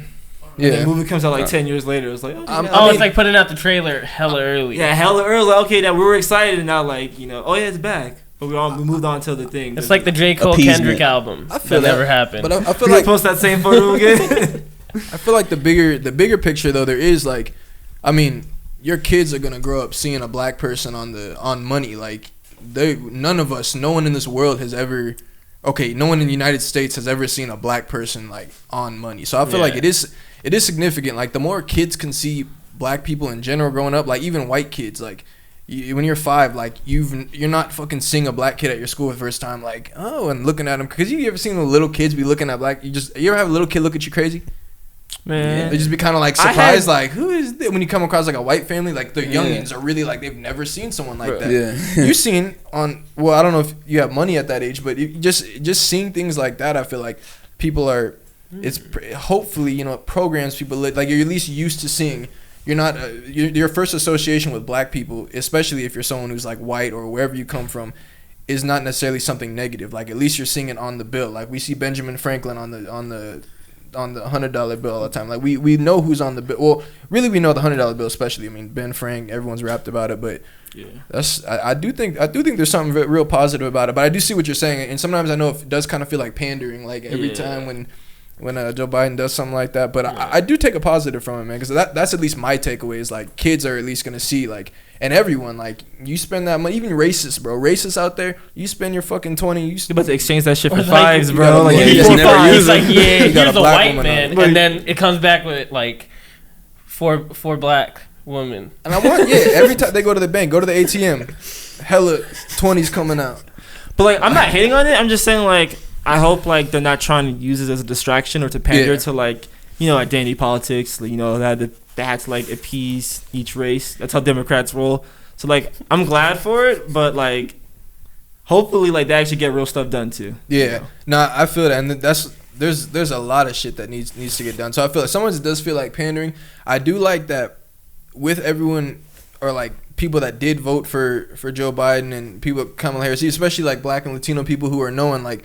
A lot of it is an awareness at the same time of like they were not perfect candidates. They have this shit, so it's like I feel like they've made it publicly clear like we want to appease these things, and it's just now it's like they gotta follow through. But I do like even viewpoints like that where like there is kind of pressure in terms of we're still watching. There's nothing like oh shit look what he's doing, he's the man. It's more like well you're gonna have to do that consistently throughout this 4 years, and the people are gonna get what they expected in terms of what was said. In the past like politicians could just say whatever bullshit. Yeah. And like just not do whatever they want during the presidency, and he did that. He already did that. No, but I'm saying in this case, like now with where we're at now, it seems like those two specifically, even just based off the way that they ran and like what their viewpoint has been since running and just like kind of the way they've projected their message, it seems like they know that they're being checked by like they know that they're being held accountable basically. But you talking about the presidential elects? I'm talking about Joe Biden and Kim, but just from like what they say, like if you listen to their speeches, like they seem like they understood in terms of like we have a lot to make up, like we have a lot of right to, as opposed to just feeling like, oh we got elected, like y'all love us, like nah they it seems like that. Yeah, so we'll see if it pans out like that, but I feel like it's going in a. Actually, I don't know politics. Okay, well, I take it as a nice. You don't need to know about things to talk about. It's the internet. All right. Yeah. I like to take away on the Harriet Tubman, because the programming that's actually that's very factual because it's way easier. I'm a pro podcaster actually. This is my third episode. You know what I'm saying? He came prepared. He did his research. Unlike you, didn't read. You didn't read the tour. You didn't read the tour, bro. Travis came prepared. Next. Ooh, are we going? What's up? You want to talk about that? You want to talk about the Danny Lay shit? I was gonna say Yellowbone, but y'all are gonna like. I already know it's gonna come out weird. They go get show. Danny Lay, Yellowbone, song called Yellow. Y'all know about it? She got a song called Yellowbone. Twitter's mad. It wasn't a we got good another one on song. It Twitter. was one of the Danny Lee songs that you're just like, all right, whatever. Because it's like, Danny Lee got some fire music, but that one, It wasn't you just good. hear it out. It wasn't even like one of the good ones. But yeah, it wasn't right because, you know, she is Dominican. I thought she was. Let's half get black into the or something. topic. So the topic is that fucking Danny Lee put out a song called Yellowbone. People are basically they mad about it because one, she's not black, and then two, there's like colorism in terms of like highlighting someone for being a yellow bone or basically like a light skinned person and highlighting that. What you think, Dale? You're actually the one that kind of educated me on it because I didn't. That's the dark skinned person, huh? I didn't know. We're people- the darkest nigga in the room, man. Well, no, I figured the colorism aspect right out the bat. Like anytime you put out anything about yellow bone and shit, or like just shit like that, like there's gonna be people that kind of respond and like, I mean, people are gonna highlight the colorism aspect. I didn't think about the fact that she's also not black as being a factor. Yeah. For me, it's like a bad look because as a role model, you have a responsibility to like don't put out toxic things to the environment. And I'm sure it wasn't her intention to be like, oh, it's better to be light skinned and dark skinned. But we all know how colorism is in this world. Lighter skinned people used to be treated more fairly, still are to some respects, especially in the entertainment industry as a rapper herself. And like I know a lot of dark skinned girls were taught that their dark skin is ugly growing up. And like now there's the fair rapper being like, oh, I'm a yellow bone. This is so great. And it just feeds into the negative conversation that's really having in the country. And the fact that she's not even black, which was more damaging because like, oh, somebody who's not even black is also enforcing this colorism inside the black community. Yeah, that honestly makes sense, and that's why like when I talk about the colorism, I don't mean to make it seem like I don't like. I'm like, oh, they're just tripping about that. It's just me personally. I really don't care. But in terms of colorism, it does kind of show, I guess, yeah, like you said, kind of a lack of awareness. Yeah. I'm just of, more like, mad the song was not good, in my opinion. Honestly, So he worked hard on it, but like not for me. Yeah, I didn't hear, but even like as someone who's obviously like mixed and fucking light skin, even like me personally, like y'all don't really hear me like say much about like light skin this or oh it's a light skin thing. It's because I'll let y'all make the light skin jokes and shit, but like for me, I do try to be conscious of colorism. So I don't really like be making the jokes all the time, like oh I'm light skinned, no it's a light skin thing, like because it is there. If you know, I just feel like it's like people be making like hella racist jokes. Like if you know like kind of what's behind these things, then I just be like like I'm just not gonna say anything that's gonna be divisive or offensive. But at the same time, like I understand what colorism is, so it's just not really something that's on my mind in terms of like oh light skin this or light skin that, and like so I feel like it does kind of show, I guess, lack of that awareness. Like you didn't expect people to have an issue with yellow bone, because like if I had some shit about, I don't know if it's applicable. There's no guy version of like yellow bone. Like you just keep saying light skin, nigga. But yeah, it's like. All right, any more takes on the yellow bone controversy? No. How do you feel about colorism, mister? About colorism. You like it, love it? No. What No. are your thoughts on it, like in the way it pertains to like as a beautifully dark skinned male? How do you feel about how do you feel about, or did you take offense, or do you see like where the offense comes from in even if Danny Lee was black and she was promoting like the yellow bone stuff, how do you feel about that? And then how do you feel about the fact that she's not black, or does that hold any weight in your big brain? I think you brought up a lot of points. I think okay. From her, for her, for her to do it. I didn't like that. We have a lot of those. Yo, the big brain was hilarious. What are you talking about? You can keep that motherfucker in. That was hilarious. It threw him off. I think it did. I think you asked like 3 different questions though. But no. I'll go again. One was like, how did you feel about it? Like, how you feel about colorism? Another was, how did you feel about how like she did it and like the fact that she's not black. Does that hold weight? Yeah. So which one first? How I feel about it, or how do you feel about just colorism in like pertinence to like? Yeah, I got them words too. Pertinence. A lot of duality. There's a lot of duality in this bitch, man. But and just pertinence to like how she went up. Like basically, the song, people promoting like yellow bone or like light skin type stuff. How do you feel about that? Then the next one is just the. So I haven't heard the song. I saw like the headline for it, but I didn't look into the story. But but like the colorism thing, like growing up, like I had issues with that. It's kind of like I'm crying because I'm black. Like why am I black? Like I felt like it was a curse. You know what I mean? Because what you see in everyday media is, you know, you're supposed to be in jail, or, you know, you're supposed to be a rapper, or you know what I'm saying, basketball star, but you're not really worth shit. You know what I'm saying? So you got that side saying that, and then you got black people who are pro-black saying, oh, we're kings and we really deserve this land. But it's like the other part of it is like, nigga, I don't see it. You know what I'm saying? So it's like it kind of goes into the self-hate even more, you know, and it just adds on to it. Like, all you see is bad, and that's all we're taught, honestly. Like, that's all rap music is. Like, when we listen to rap music, it's talking about and promoting like killing another black person or selling drugs to another black person. Like, it's all crab in a barrel type shit, you know what I mean? So it's like, damned if I do, damned if I don't. Like, and personal, like my own personal thing was like, okay, I'm not black enough to be with the black kids, but you know what I'm saying, I'm definitely not white enough to be with the white kids. So it's like, now I'm in this weird ass position, but people are attaching this color to me, but like, I am black and I acknowledge that I'm black. But at this point where it's like, I see it as perception. So it's like, or just the idea of discriminating, and I understand it, but that's just wherever somebody's perception is at that moment. But like, when it comes to her, I think earlier you called her a role model, but like, she might not have wanted that title of role model. That might have been something that we gave her for whatever reason, you know what I mean? Like, who's to say she's a role model? She's famous, but that doesn't, she makes music, but that doesn't mean she's a role model. But at the same time, she kind of is. So it's like, you have to understand that and tell the truth. Like, if you're not black, then like, it is kind of weird making a song about that, you know what I mean? Especially something that's a very touchy subject. And I guess you should understand the backlash, but I don't think she did it. I don't know if she did it with like harm intent, you know what I mean? Or just to have fun and say like, just because her skin is a certain color. Yeah. But like, I do understand like the frustration, because like for people, but again, it's so, if you're really talking about like getting emotionally hurt about like color, I think like when you on the high, then yeah, it's kind of like it's all perception, you know? If she was trying to hurt people with what that song was, then why would she be dating the baby? You know, like, I don't think that would be. I mean, I'm not sure that's the debate. I think it's just the fact of like what she's saying in it. But also, sorry, go on. Because it's like her. I feel like her side of the argument, it was like preference.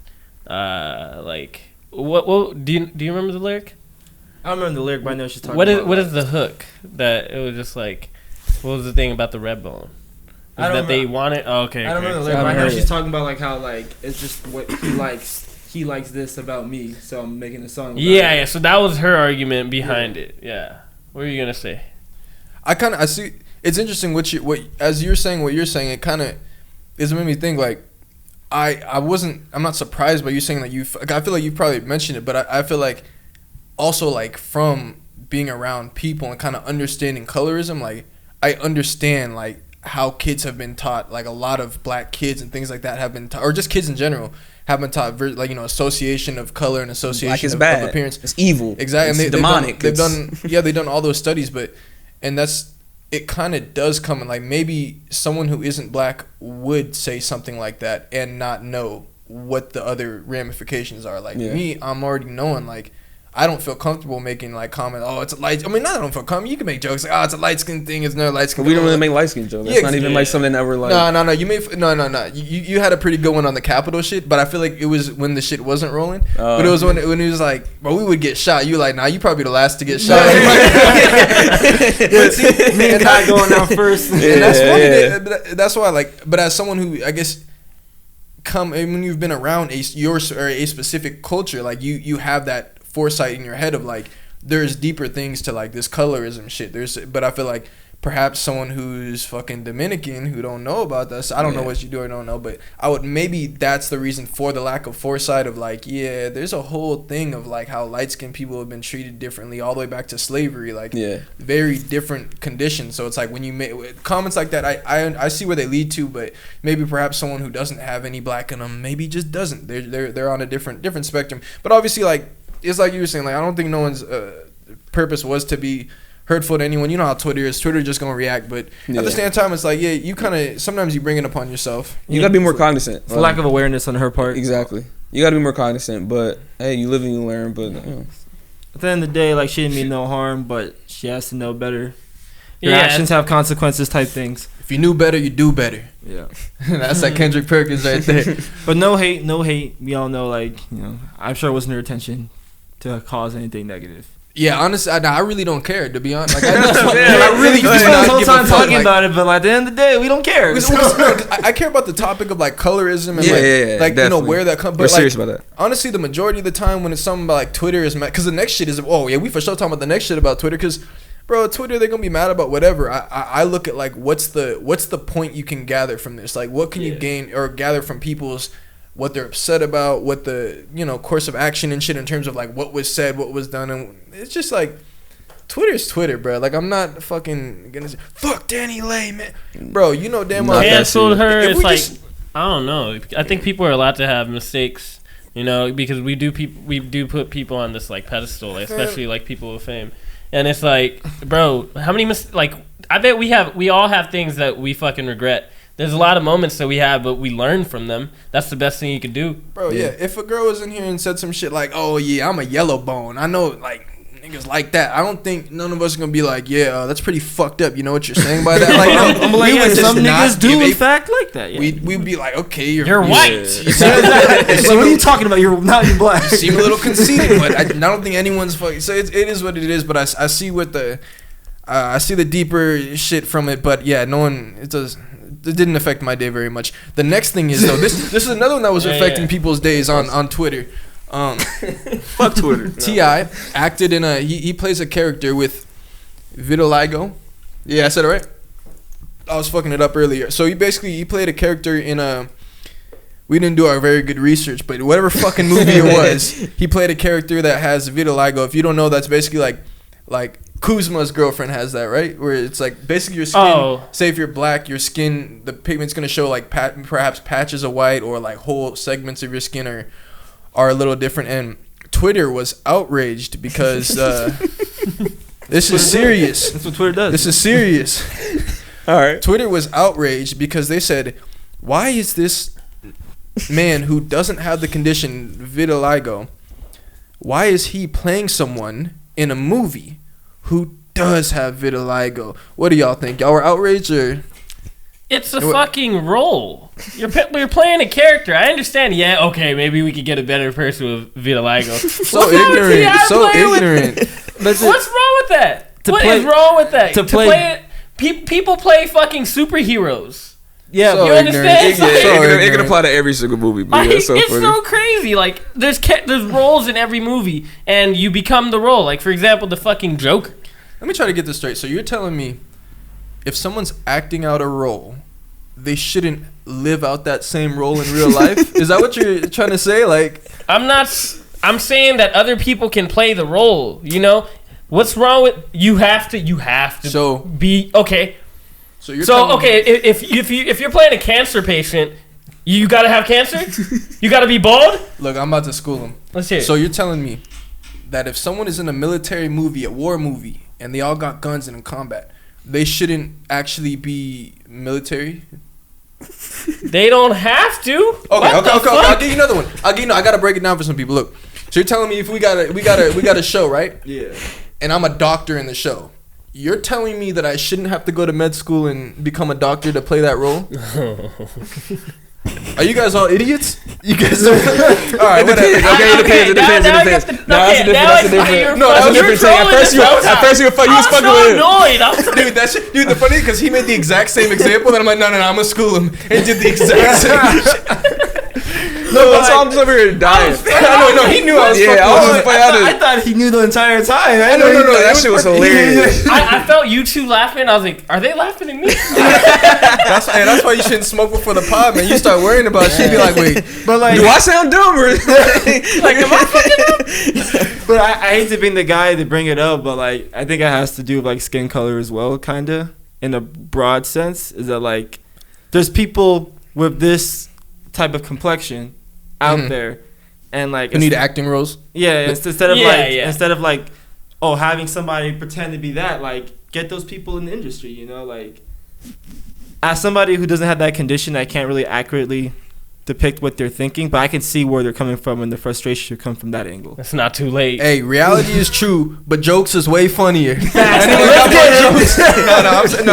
how I feel. I mean, yeah, I get the fucking like people with this condition Shit, I mean, because, all right, you know what? Fuck it. I'll play devil's advocate now that I went so far the other way. All right. What if you had a fucking white guy in there, aside from fucking Robert Downey Jr., because he gets a pass. He got a pass. He did his shit. Some reason he gets a pass. But what if you had a white guy playing the role of a black man, and instead of hiring a black actor, they just painted his skin black? That's the funniest Nah, shit. you can't do that. That's fucking hilarious. Oh, so what's the difference then?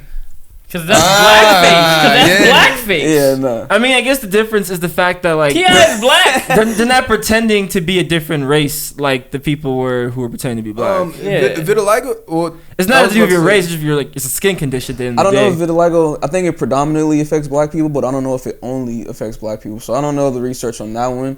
But that's hilarious. The fucking spotty blackface with the white dude with like hella of the spots for playing vitiligo. Yeah, that's wrong. But like maybe there aren't any vitiligo actors. I don't know. Did anybody? There's for sure vitiligo. That's say that shit. Maybe there just aren't any of them actors. There's not a lot of black actors out there. You know, there's not enough businesswomen out there. That's what they say about exactly. There's not the black talent. Like okay, fuck out of here. But look at the down the street, bro. Like, you see the talent out there. That's kind of similar to what the niggas from the Grammy said when they said, "How come no females have won some shit?" And they're like, he basically was like, I forgot who it was, but he basically was like, the females need to work harder, put out more work. Like, damn. Wait a minute. I'm like, have you been looking around? Like, there's a lot of female artists doing their shit. Danny Lay is I'm just there's a lot of it, but either way, it is similar. So. Yeah, I do feel the vitiligo stuff. I mean, I get it. Like they should hire more vitiligo actors for sure. I'm just never one to who's paid for T.I.'s movie? Is T.I. like paying for this shit? Why? Obviously, it would be his. So if he did something like in production, like if he's putting this project together, unless this is like a movie role, just like a completely different director, it's a project without him, and they're just like, okay, we'll just pick T.I. Yeah. Reckless speculation. We have no idea what we're talking about. But like, why would you pick T.I. for this? Like, he has to be the type of passion project to like, who sees this script and this concept and be like, you know, T.I. is gonna fit that perfectly. Have you heard him speak? Put tip on the phone right now. Expeditiously. A certain someone actually recently tried to tell me that T.I. was like a really good actor. And I was like, "What the fuck are you talking about?" Wait, I'm like, have you guys seen Takers? That's what I was saying. That's the only one I know. ATL. Takers every time. No. Stop it. Takers every fucking. Yeah. All right. We gonna have it done. This shit sounded fake. Oh yeah. He's like, I know what he said. Yeah, they gonna be in the hotel room. We gonna set it up. Alright, I'm out. I'm like, fam, this nigga not an actor. But then they were saying he was very good in Atlanta, and I was like, well, okay, fine. Given that. You talking about ATL? Yeah. Okay, ATL, not Atlanta. Just fucked me up because Atlanta is Childish Gambino or what's his face? Yeah, that's for sure. That's why I confused me for. We gotta stop smoking before the pod. Atlanta is so far. Hey, actually, I fuck Childish. Donald Glover, he's an all-star. Yeah, all around. He's an all-star. But who the fuck was talking about Donald Glover? Yeah, get on him. I wasn't gonna say nothing. Who was talking about Donald Glover? Childish Gambino? You trying to talk about children? What? I know. Bro, you know what's crazy? They about to legalize pedophilia. What? Where? Oh, let's just fucking throw out topics and shit. What the fuck is wrong with y'all? I think we either gotta edit that out or we gotta expand upon this. So what we gonna do? No. We gonna do neither of them. We gonna do neither. We just gonna keep rolling. All right, next. Vitiligo, man. Vitiligo, crazy shit. Last fucking. Well, you know what? Okay, yeah, we'll keep going with the. Let's talk about the lady with the husband. Talk about the lady with the husband. All right, so story time. So there was a lady who had a husband, right? This was a recent story that was reported. I forgot where it was at. It really doesn't matter. I could go in with the names, but it was actually on the Breakfast Club. I'm not gonna lie. That's how I found out about it. But I figured I'd just tell y'all. So basically, this lady, right? Mm-hmm. She was with her husband. She sees her husband's phone, and on the phone, he has a video of him fucking a girl on there, right? So she did what any upset person would do, and she took out the knife and started stabbing him, right? She gets in, and apparently he got stabbed. Her husband got stabbed multiple times till eventually he would like wrestled the knife from her, and then the neighbors called the cops because they heard like a big ass. Obviously, that's gonna be a big ass commotion. Oh, look at that! Yeah, look at y'all. Big ass. I literally just be pausing just so that we could say it at the exact same time, express the synergy. But yeah, so they had heard a commotion. The police come. She gets arrested. The video on the man's phone was actually an old video of her and him smashing, like when they were just younger. Like I guess he had it on his email from a long time ago, and then he just downloaded it, and because he was trying to get the old vibes or something, watch it, and his ass got stabbed. Dude, that's how you know she let herself go. Yeah. I seen the picture. I saw the picture where she was pretty. She's looking pretty big. Damn. She need to hit the sand dunes. That's on. That's on the dude though, because like if you know your girl is that crazy, you gotta be precautious, bro. Like, You can't have an old video of you and Boo. you gotta be like, no. If you know she's like that, like yo, I found this video. It's okay if I have this on my phone, because Of you us. know if she's stabbing you about asking questions, you know she'd be tripping on smaller things. True. What I don't get though is like, how did that not come out? Like as soon as you grab the knife, like how are you not me? Like it's us in the video, Like You think she asked She him? She already- probably started stabbing Probably dude. just started. Like imagine Yeah. he on his Imagine laying she down. just came backstabbing him. Like He's not- probably like, why are you stabbing me? He's like, Yeah. you know why I'm stabbing you? Like, I do not know why you stabbing me. I had a theory. All right. I like theories. People, Reckless speculation if y'all, time. y'all been in relationships, y'all know. She probably started. See, y'all fucked up my theory because now I'm like, maybe she didn't say shit to him, just start coming at him. But in my theory is, maybe, so she starts tripping, right? About like, what the fuck is this? She going crazy on him, right? And maybe he was trying to secure his W for the week or something or whatever, the month. And so he's like, I'm gonna just let her go on, and then I'm gonna hit her with it and tell her that shit is you tripping, right? So he was taking his time with it. Then he's being all chill. She don't like the chill. Now she get the knife on his ass. Boom! It's too late by then. He waited too long. He should have just told her right off the bat. No. It was us. No, he knows his girl is too crazy to try that. He should know that. Bro, he was probably trying to get a little W. He's probably like, I'm gonna let you talk your shit. I'm gonna let you get mad. I'm gonna be totally calm. And then I'm gonna, you feel me? Then I'm gonna hit you with it. Yeah, babe, I feel what you're saying. I know you're mad, but that's a video of us. Nah. Yeah. Nah. That's some that was movie a tough shit. one. What happened was motherfucker was watching the shit. Somehow she like peeked over his shoulder. You know what I'm saying? And just grabbed a knife and started teeing off on him. And he's getting fucked up and he's like, doesn't know why he's getting stabbed. And he's like, hey. Like after I wrestled the knife from you, because like, I don't see us talking and then me being like, letting you, if I see you're like emotional about something, I'll be like, okay, it's obviously from something in my hand. Like, I guess like body language cues. Like if let's say like you look up, you see her in the doorway and you got the phone in your hand and she's getting mad, you're gonna be like, you know what I mean? Versus like, and I'm not gonna be like, oh, I'm gonna play it cool, let you go off, calm down for a second, so I can tell you later when you calm down, you're acting like a little baby. Like, nah, like that's not what happened. She started stabbing him. What the theory is? You know what the fucking theory is? All right, but- I'm just sharing my possible train of events. I'm not attacking you. That should be happening. I'm just adding my own, what is it? Yo, what if LA Noir. What if he actually just treated, and then the story was just way better to sell that he got stabbed, and then oh shit, it's us. You know, that'd be great. Imagine that's like the actual story that he actually treated. She stabbed him. Now she in jail. But like the biggest story that was sold was from his words. It's the biggest cover up of all time. Respect to that man if that's the case, bro. You're a legend. Bro, at least they didn't have a gun in the house. She would have instantly grabbed the gun and just. Now you gotta stop running. As soon as you wait for the gun, you gotta jump out the But window what, or if, something. but what if this though? I'm gonna stab you without you knowing. I'm gonna shoot you without you knowing. I'll shoot you in your sleep. Yeah. So let's say if he was cheating, how do we assess getting to a point where your husband cheats on you and you start stabbing him? What do y'all think about? What happened? What is? Well, I'm just saying like, because How do you gauge I feel like the biggest thing is like this nigga wasn't even cheating, but like then the thing is like even if he was cheating, that's kind of wild.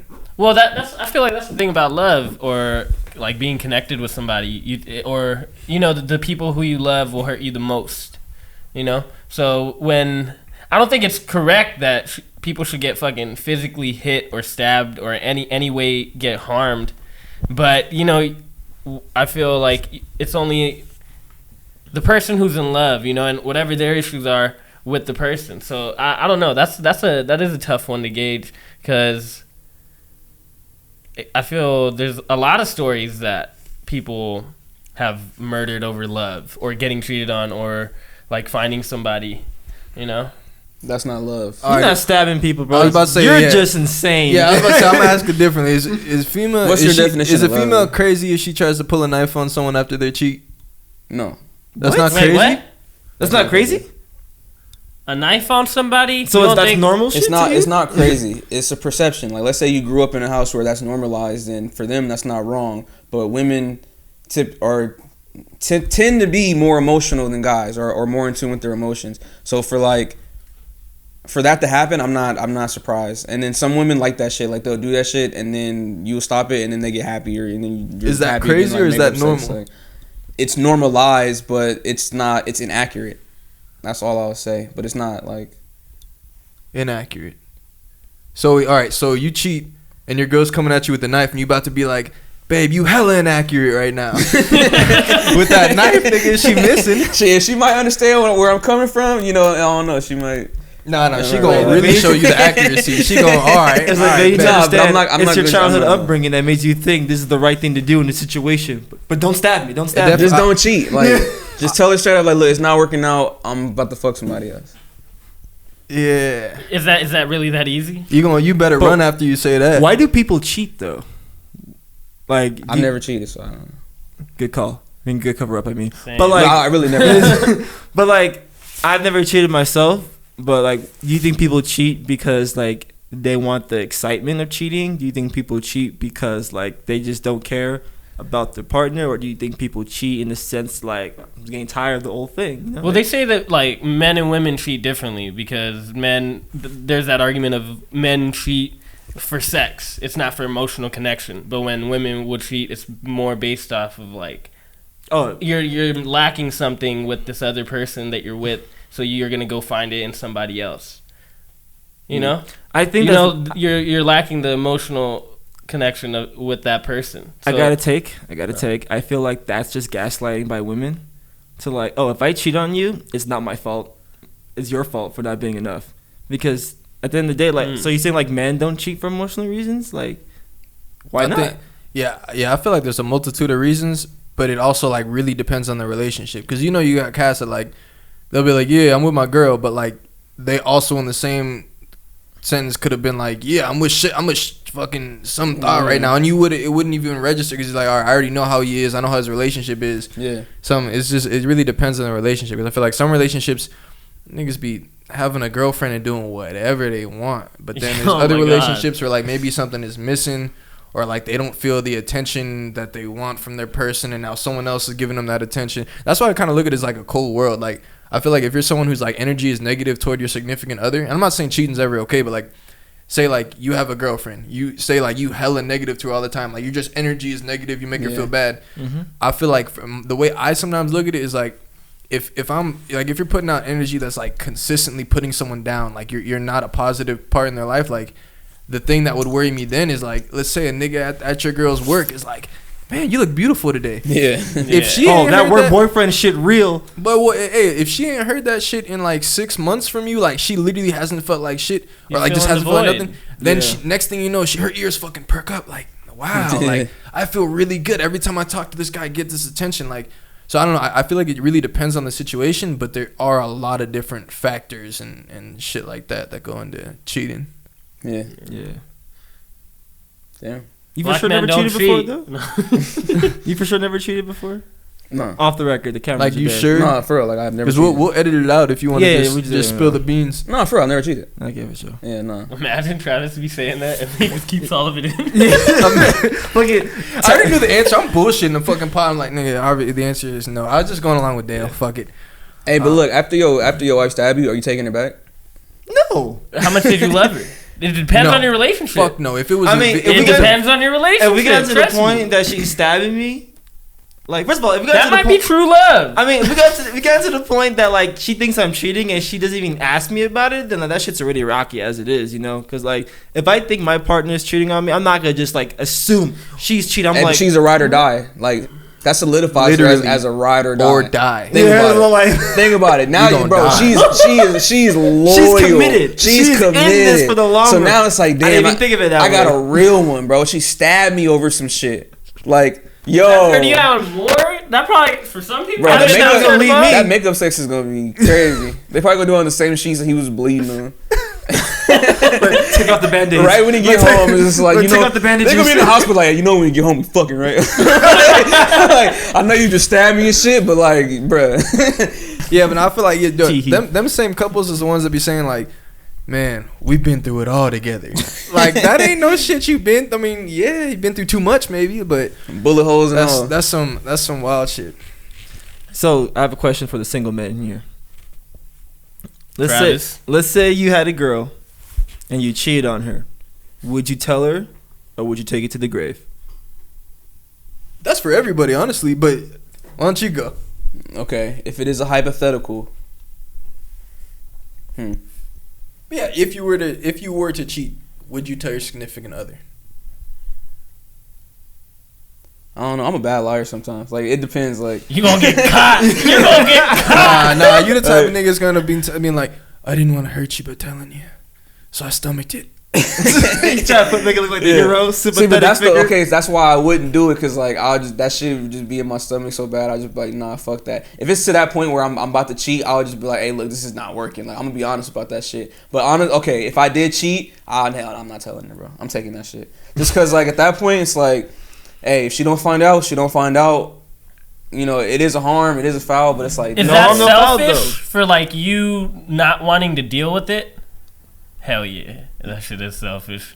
I just answered my own question, bro. If that shit just disappears, that shit just disappears. Because I'm pretty sure if we're together like 50 years, there's a story in there that somehow she almost or she did kind of cheat. Like, I wouldn't even want to know at that point. Yeah, like yeah. if we've been together for so long and you cheat on me like one time, like, just don't even tell me, bro. So like, they'll be like, we weren't really dating. It's like, oh, it's like you motherfucker. Because imagine like 25 years deep. I'm like, yeah, like year 2, like fuck somebody else. Like, now your whole marriage is ruined. Like, if you didn't tell me that, you're gonna be in a 25-year happy marriage. But I get that logic of like, if you don't tell him, and it's like it doesn't hurt him. But I don't know. I feel like there's layers.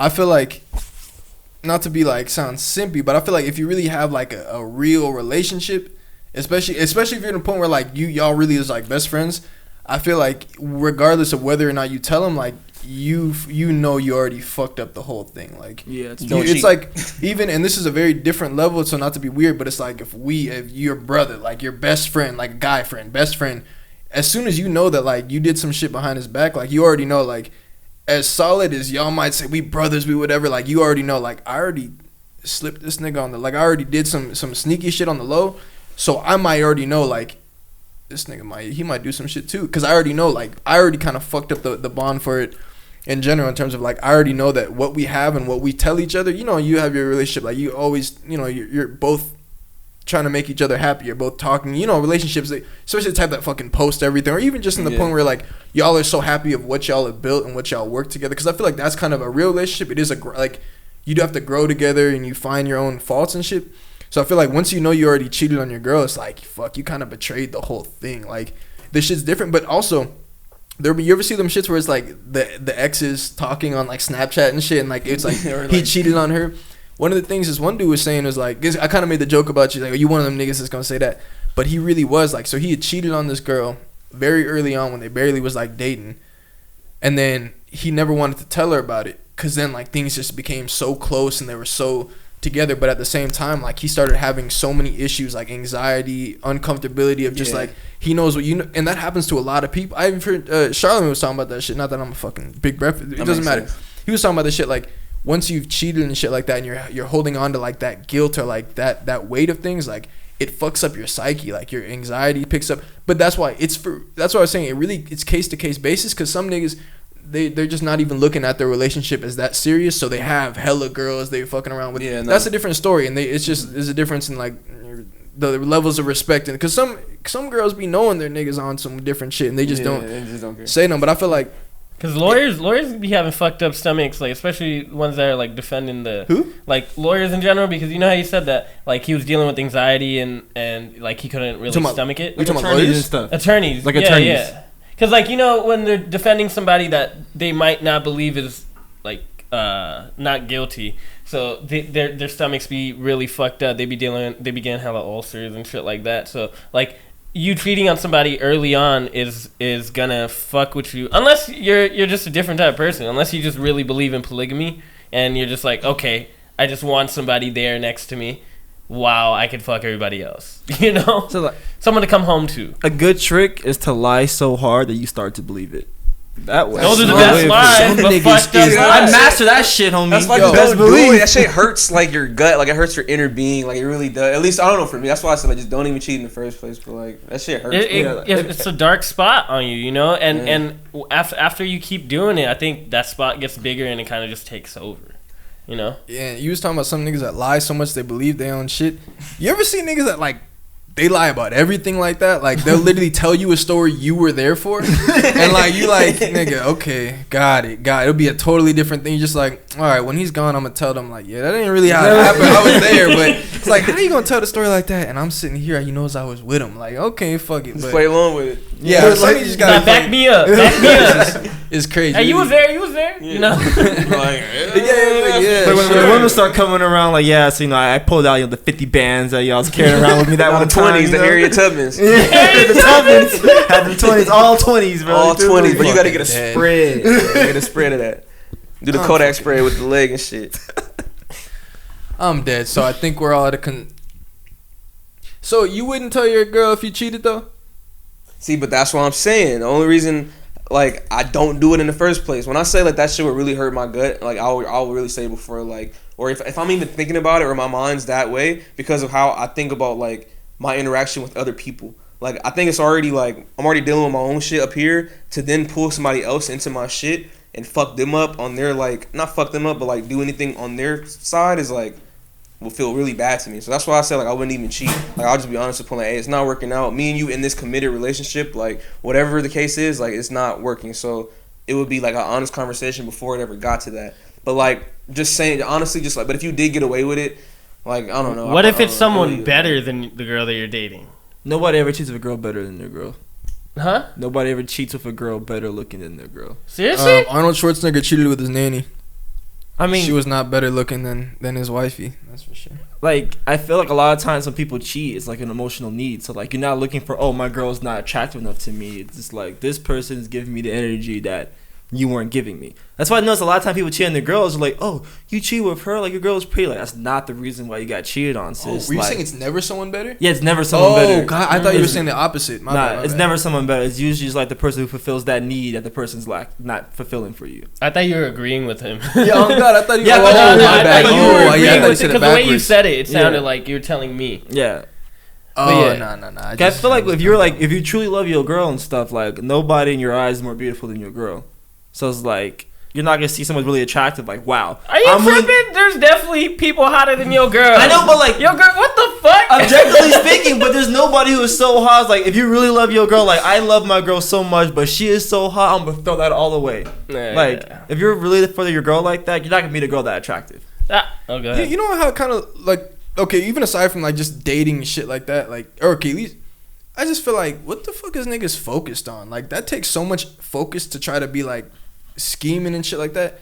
Like, what are you focused on? Like I really feel like I'm gonna sound I guess corny, but like if you focus on life and like being successful, my perception of success does include having that person you can build with and grow with. Mm-hmm. So what the fuck is all that other shit? Like, and even if I was like, if I was a single guy, it's like Akabi talking about when every time we try to get on, so what's up with the dates and shit? No, I'm locked in. I'm not really like chasing nobody. So it's like if you have a girlfriend that already takes up time, I mean if it's a meaningful relationship, it's part of your future. So you're investing that time. But it's like outside of that, what the fuck are you doing? Like, what are you focused on if you like you just can't help yourself from trying to chase her? It's like niggas is just not focused. A lot of people, we talk about investing in stocks and shit. A lot of cats just not really focused like that. They just chasing shit. But it's like, fam, whether you're single or not, the focus should be on success. And then where I see relationship is like that's part of your life's happiness in terms of someone you can build with, grow with, make you a better person. So it's like, I don't know, niggas just be having different shit on their minds. And it's also like, what's it called? Love is a choice, you know. So sometimes like you don't need love in your life for a certain time in your like, especially if you're chasing a career, you know. And I think that's a big part of it. Oh God, focus. Yeah, definitely. At the end of the day, if you feel like cheating, you shouldn't be in a relationship. It's just that simple. But it's was like, beautiful. okay, but if you're cheating, it's like that aspect that, okay, maybe I could get away with it this one time, and then I could still have my love, you know? But Like, I that's feel the like fucked up part. every nigga that's cheated will all tell you the same shit. Like, okay, except for those relationships that don't give a fuck. But everyone who's in like a committed serious relationship that cheated, I feel like literally all of them will tell you about their regret. Like, all of them niggas is gonna be like, man, as soon as I did it, bro, like, I felt so like you know what you should know what to expect when you're on that type of. It is what it is. We sound like a bunch of pussies though, because we're just going in about stay loyal. But I mean, I feel like obviously or just stay alone. Like honestly, like stay loyal. Stay alone. Like stay loyal or stay alone. Like, But at the end of the day, too, the game is the game. So like, if you in the dating game and you get hurt, like you played the game. Bro. I wouldn't even say stay loyal or stay alone, but just like I don't know, because I mean we're all humans trying to figure out our way in life, and you know emotions get involved when you have sex and stuff like that. You know what I mean? You start that's mine, a possession again, so it's like my woman and stuff like that. But yeah, man, I think if you really just stay alone and focus on that development, like that, and really find your own inner happiness, because you can't find happiness from somebody else. Like you can't find happiness from anything external outside of yourself. Like it's fake happiness if you find it. You know what I mean? Real happiness literally comes from within. It sounds corny, it sounds cheesy, but like that's the truth. You know, like we come into this world alone, leave ourselves. You know, exactly. Like that's what Jesus says. You know, like not to sound, but that's teachings. You know what I'm saying? Like the kingdom is within. You know, or that's what it says in the Bible or something like that. The kingdom is within, and the Buddha meditated not to meditate to contact out, but to meditate to contact in and go within. Like literally go within for everything. So. And to love somebody, you gotta be able to love yourself. That's like it's fucking cliche, but that's just facts. Yeah, shit. That's a. You know what we never brought up is that black men don't cheat. We could have just said that right off the fucking. I said it. Oh, for real? Oh, my bad. Okay. Oh, okay. On but obviously these black men cheat.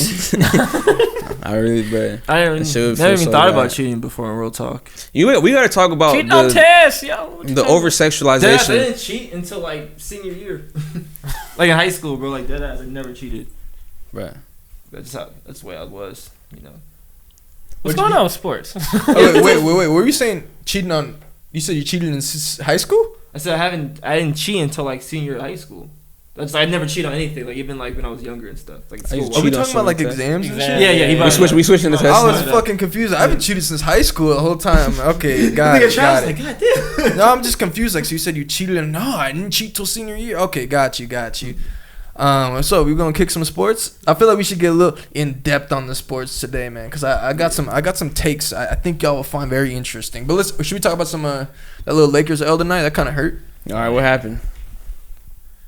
We was down. We was definitely down. How much were we down by? Like 15? We were down like 16 early in the first, and then we made a little push at the end of the game, but we lost to a Tobias Harris like gamer.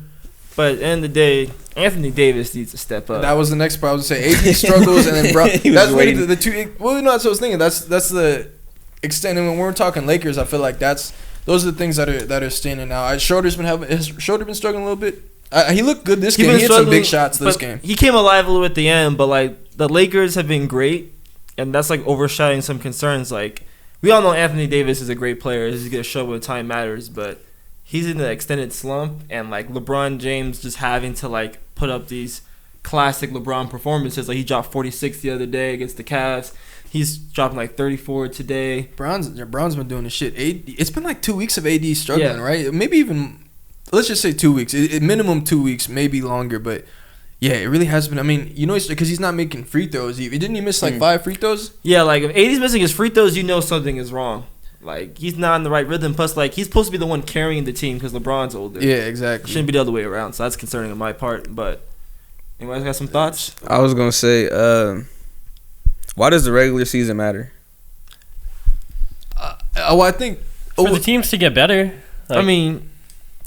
And the regular season, the importance of the regular season depends on which team you're talking about. Well, I'm saying, okay, right now for the Lakers, right? So, like, this conversation, like, we're talking about it, but, like, we know they're going to the playoffs. Yeah, we're going to the playoffs for sure. But are we worried? Okay, but, like, right now, are we worried about AD's performance? Like, okay, right now he's not looking good, but at playoffs, that's all you really need to care about. So, it's like...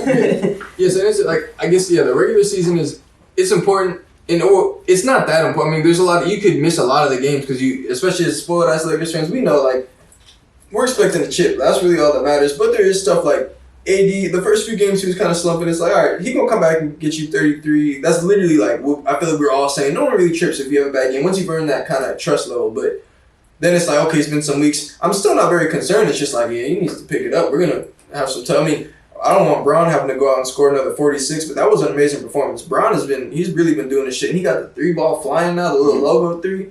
That's pretty tough, man. But yeah, AD's back to the shit about the regular season. It's just, yeah, it's not super important, but it's stuff to tune. It's important for the team. I'll say that it's important for the team to fine tune things. As Laker fans, it's like we'll be kept up, but there's a lot of games flying at it. Yeah, I don't know.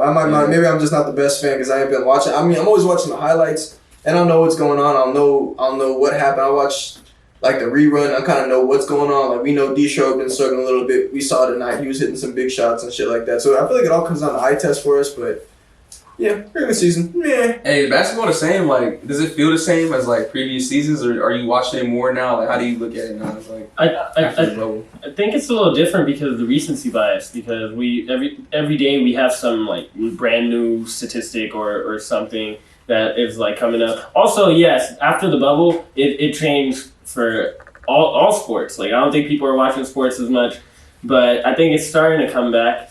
I think the main times everybody's watching is like playoffs. There's a lot of games flying at you at once this year. There's just so many. I mean, everything's so crammed into. I mean, it's like every other day your team is playing. So it's like there's just so many games flying at you. It's like you got a monitor, but shit, I be getting a little busy, man. I can't watch them all, but you hear about the big games and shit like that. Okay, on to my next. Oh, you know what? Should we talk? Yeah. Okay. When is it gonna be time to start treating Giannis like a big? And I say that in terms of we look at perimeter players. You can run behind a perimeter player star. But when we look to big men, like Joel Embiid, for example, no one is expecting Joel Embiid to be able to carry a team to the finals. And if you look at his skill set, he shoots better than Giannis anyways. My point is, Giannis, when you look at him down the stretch, he's not getting that many touches because he doesn't want to shoot the free throws. So he's really not running the offense when it comes down the stretch, which we are surprised by because we're like, what the fuck, you're the star. If we looked at him as a big man, like Shaq, we're not tripping Kobe wants to shoot it up. And I think Max Kellerman's actually been saying Giannis needs, like centers, they need someone who is similar in skill in terms of a perimeter. So Shaq had Kobe, Shaq had D-Wade. If you have a dominant center, you pretty much need a dominant wing to be able to go get you a chip. If we keep looking at Giannis as a perimeter player, are the Bucks ever getting a chip that way, or do we need to look at him as a big man? I mean, Nikola Jokic is a big man, and he be getting buckets down the stretch from playoff games. But who's the guy? Jamal Murray. He had to take it to that next level in playoffs, and no one's surprised by that. You need that dominant wing, go get you that step back 3. Donovan Mitchell. That would be a good fucking Donovan Mitchell and Giannis. I don't know why. Just hella athletic and fast. Like, that would be crazy. They should do that. I should be a GM. we get a trade for Donovan. Bro, it does not matter. I think that's a good trade. Somehow you get Donovan Mitchell either on the Bucks or Chris over for Donovan. Oh, and it's another piece or something. I don't know. Well, you saw that trade, Donovan. That's like their best player they had. It's like Malone. Nah, you could convince Donovan. You be like, hey Donovan, you know it's not working. He can force his way out. You know it's not working. You want to live in Utah, Giannis, bro. There ain't no bad bitches in Utah. I feel like he bleeds Jazz though. I feel like he just bleeds Jazz. Yeah, probably. He rocked. Couple losing seasons will change that. He's like, y'all took me in. Do we treat Giannis like a big man? Yeah. You didn't do the sports analyst pose. My bad. We didn't lead in properly. Come on, it's not too late. And then, so anyways, about Giannis, like he needs to embrace him being. Ooh. The whole time? Yep. Now that we have our audio intact, sorry for that little fucking technical difficulty change of audio. I hope you still like the takes despite that. So what do you think? Do we start treating Giannis as a big man? I feel like Giannis has to embrace the fact that he is a big man. Like, if he's going to continue taking those jumpers, breaking them threes, airballing them mid-range shots, and that he's open to criticism. Like, but if he's going to embrace, like, his strengths and just stop taking jumpers, then, yeah, we could, like, start seeing a different way. But if he's going to play like that, then he has to get criticized the same way. And, well, I'm not even saying, like, necessarily, like, he has to change his play style, but I feel like we look at him to do things that we'd expect a wing to do. But if we looked at him as like a Jokic, you would immediately know like, oh yeah, we for sure. But it's different, obviously, the way his point of attack and then the way he gets through the lane. He doesn't play like a traditional big. Right. But I feel like if we looked at him as one and they built it as that in terms of like, no, we need to get a fucking. I feel like that's their only way of winning is he needs a fucking star wing. And I don't know if Chris Middleton and Drew Holiday is going to get it. I mean, it's not this year, obviously. It's just not going to get it done this year. But I feel like we got, you got to look at him a little differently. Because, like, he's not going to live up to, I just feel like he's not going to live up to expectations if we keep looking at him to be like a fucking KD type of score. Like, man, when he gets that outside shot, he'll be unstoppable. Yeah, and it's like, fam. Yeah, his play style isn't even, like, close to that type of play style. Like, he takes the shots really slow. And they're really slow on the closeouts, man. And it just sucks that, like, he's such a likable dude. That's the thing that sucks about Giannis, because he seems hella nice, and he seems like he's, like, working at it. But, fuck, you know you're going to be getting chewed up in these undisputed arguments. You ready for this? Sorry, Giannis is tall Russell Westbrook. Nah. I mean, No. peak Russell Westbrook, no. Yeah, because Westbrook had a mid-range. And he can make free throws, too. Think about Giannis, like, not All only right, can he not shoot, so even worse. That's terrible. like, so not only can Giannis cannot shoot, he doesn't have the big man skills either. Like, he has no post moves. But like, Yeah, just like that why, heart. I was like, you why don't literally- they put him in the post? But if it's like him not wanting to be in the post, or is it the offense runs better? He doesn't really have a good post. He's like, a his slasher. post moves. He plays like a slasher. That's what I'm saying. Like, he not change his style of play, just the perception of him. Because really, in the fourth, he's not getting no touches. And like, at the same time, I wouldn't want Shaq bringing that bitch up either if he can't shoot no free throws. Yeah. And like, they know, let's just hack him. Because that one game he shot 1 for 10 from the free throw line, and they ended up losing. I think it was an OT. So I could see it in that sense. Any more Giannis takes? But that begs the question. If we got to stop seeing Giannis as a perimeter player to, like, cut him more slack, then that goes to show you that a big man can't be the best player in the NBA? I think. Oh, you're saying can a big man not be the best player? No, be the best player, like on his own team, like a big man, or like what? No, but yeah, I know he was saying, does that mean that big man can't be the best player on his own team? Yeah. No, I don't think that's. I mean, the best player in the NBA in general. Like, if we had to, like, see him as a big man, which means, like, oh, we have to lower our expectations. Is that saying that a big can't be the best player in the NBA? I don't know. I think a big can be the best or the most dominant player in the NBA. I don't think a big can win a ring without a not a similarly dominant wing. And I'll look at Shaq's rings. Yeah. Fucking what other bigs? I mean, look at Jerry West and you feel me? But I can not Karl Jerry West, Malone. but Karl Malone and yeah, exactly. Yeah. You look at them, man. Kareem, you got everybody. The only one I was gonna.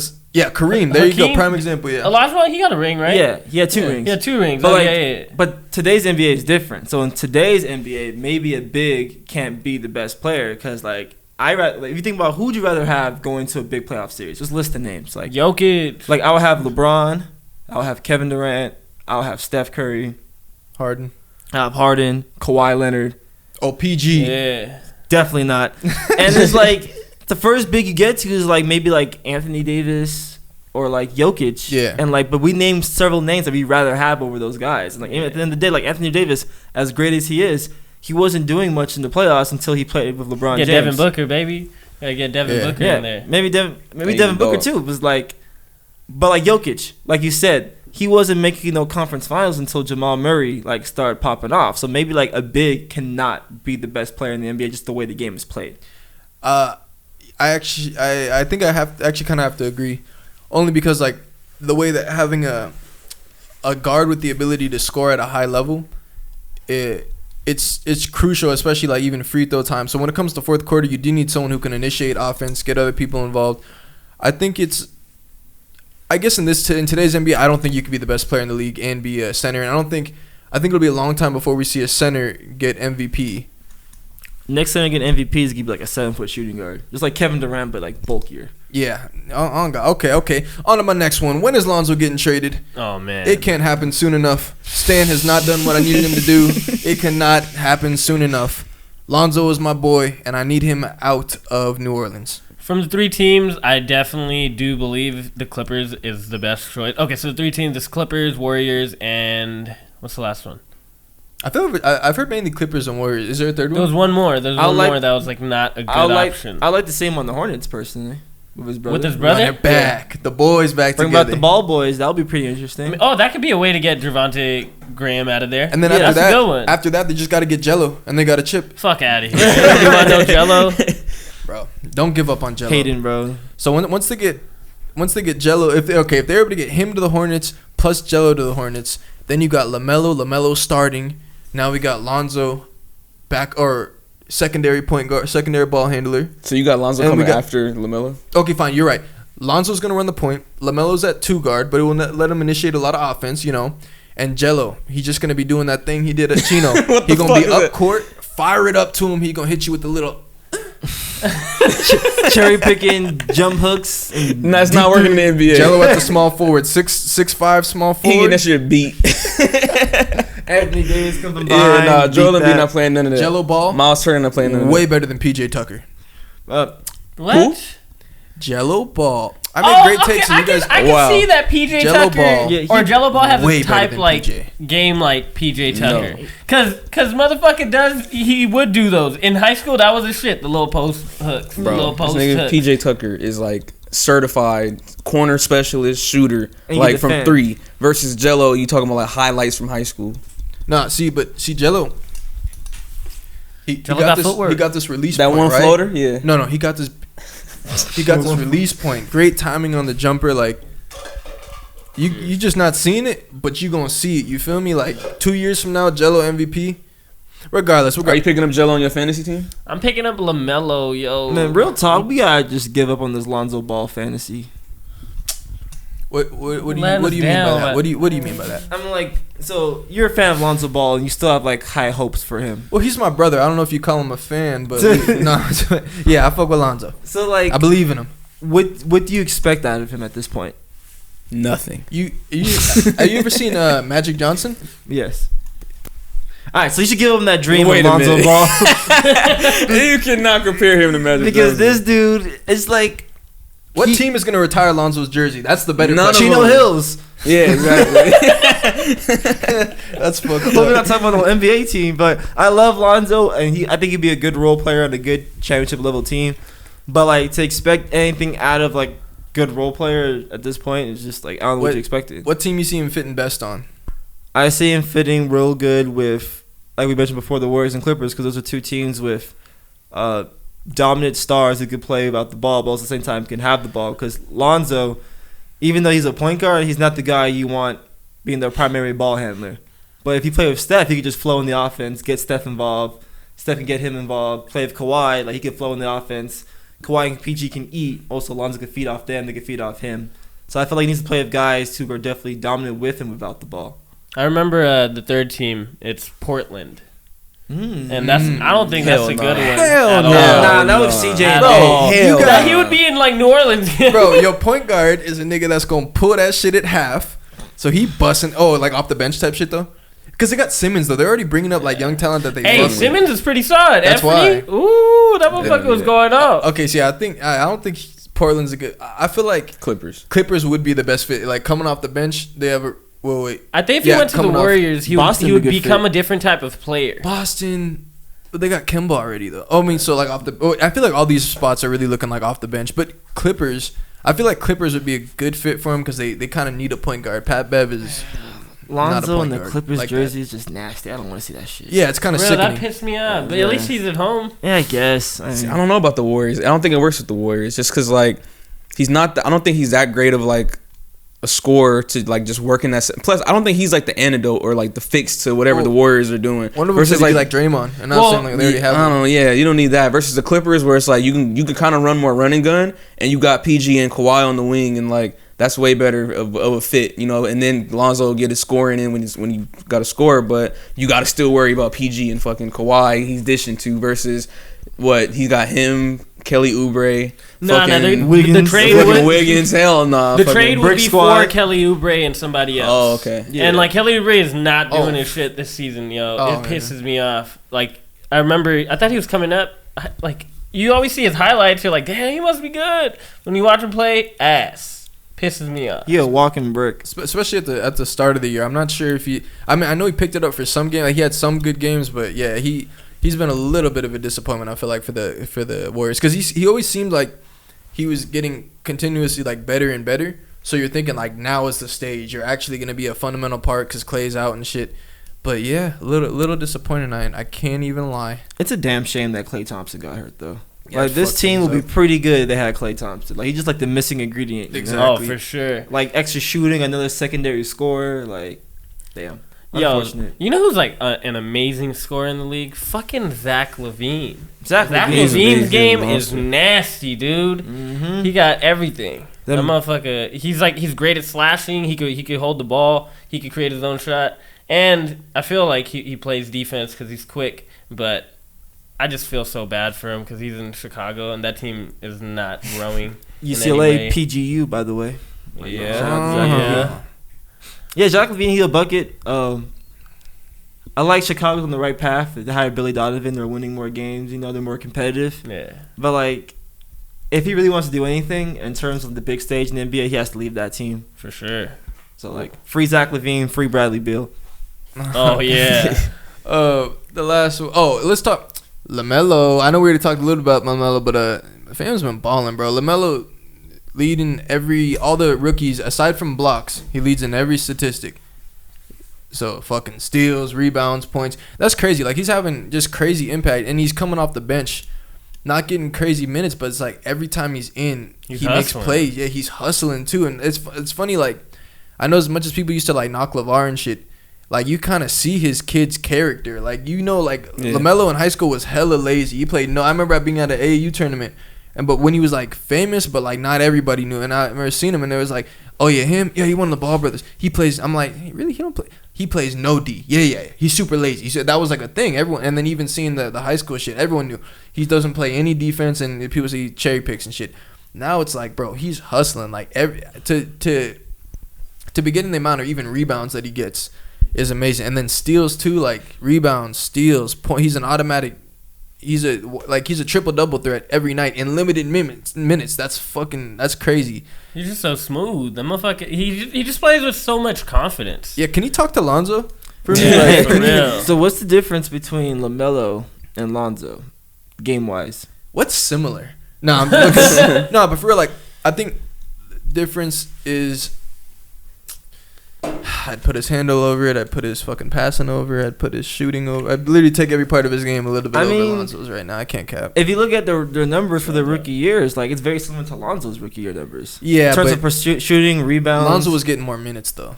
That's true. Much more minutes, but I also don't blame him because you know how his minutes was fucked up when he had Luke Walton? Yeah, he had Luke Walton. He'd start for 5 minutes, get taken out for 5. I feel like a lot of things stunted Lonzo's growth along the way, plus hella injuries and not being able to train in off seasons.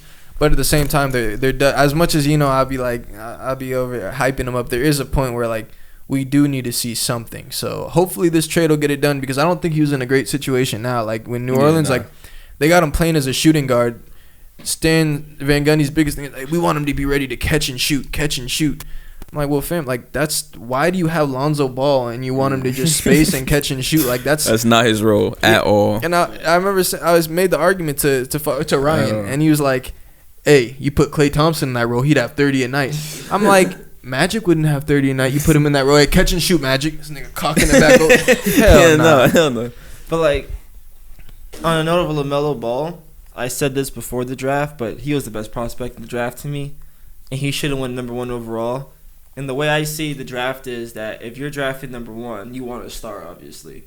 And the top 3 players at the time were Anthony Edwards, James Wiseman, and LaMelo Ball. I'm like, if I look at these 3 players, who has a special ability or trait that can make him a star? Like, I see Anthony Edwards, like, yeah, he's athletic, but, like, he struggles with his shooting, like, not a good defender, not a good playmaker. Like, there's a ceiling on him. James Wiseman, like, yeah, he's a good all-around big, but, like, he has something that he has in his arsenal that's really dominant. Like, LaMelo's passing ability at 6'7", I feel like that gave him the ability to be special. Yeah, that's why I say he should be number 1 in the draft. And like so far in the NBA, he's like showing what makes him unique. Yeah, the Warriors said actually recently that they did think he was the most talented in the draft. The only reason they didn't go with him is just because based on their roster, they didn't feel like they needed another point guard. They needed a big man. So I think that pickup makes sense. But I feel like when it comes to those top 3, like it really, I feel like it is more dependent on like what the actual teams need. Yeah. Versus like necessarily, because in that case, like they even said, yeah, he was definitely the most talented, which is funny because at the time, the rumor was he didn't have a good workout with the Warriors. It wasn't a good workout. And a lot of people were saying they're just doing that to try to drop his draft stock because they know they're not rocking with him. And it kind of shows because now they're like, nah. He was for sure the most talented. We knew it. And it's like, okay, well, that kind of story told. But yeah, he's been fucking balling, man. LaMelo is very fun to watch, and he's giving us a reason to watch Hornets basketball. I'd be tuning in too. That's crazy. He has an effect like on the entire team. Like everybody be getting buckets when he's on. Like Miles Bridges, he has great connection. Gordon Hayward, they feel the game for all of them. Mm-hmm. You know, I really enjoy watching them play.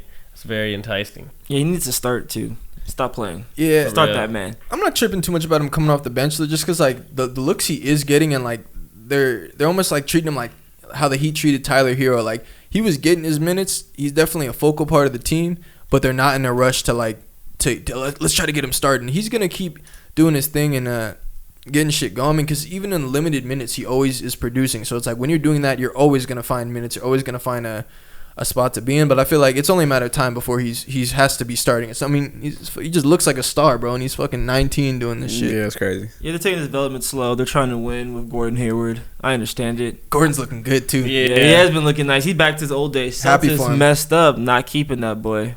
But I think it was. I think that was a good switch for him. But what the Celtics though? Yeah, they lost a good player for nothing. Yeah. You know, but screw the Celtics.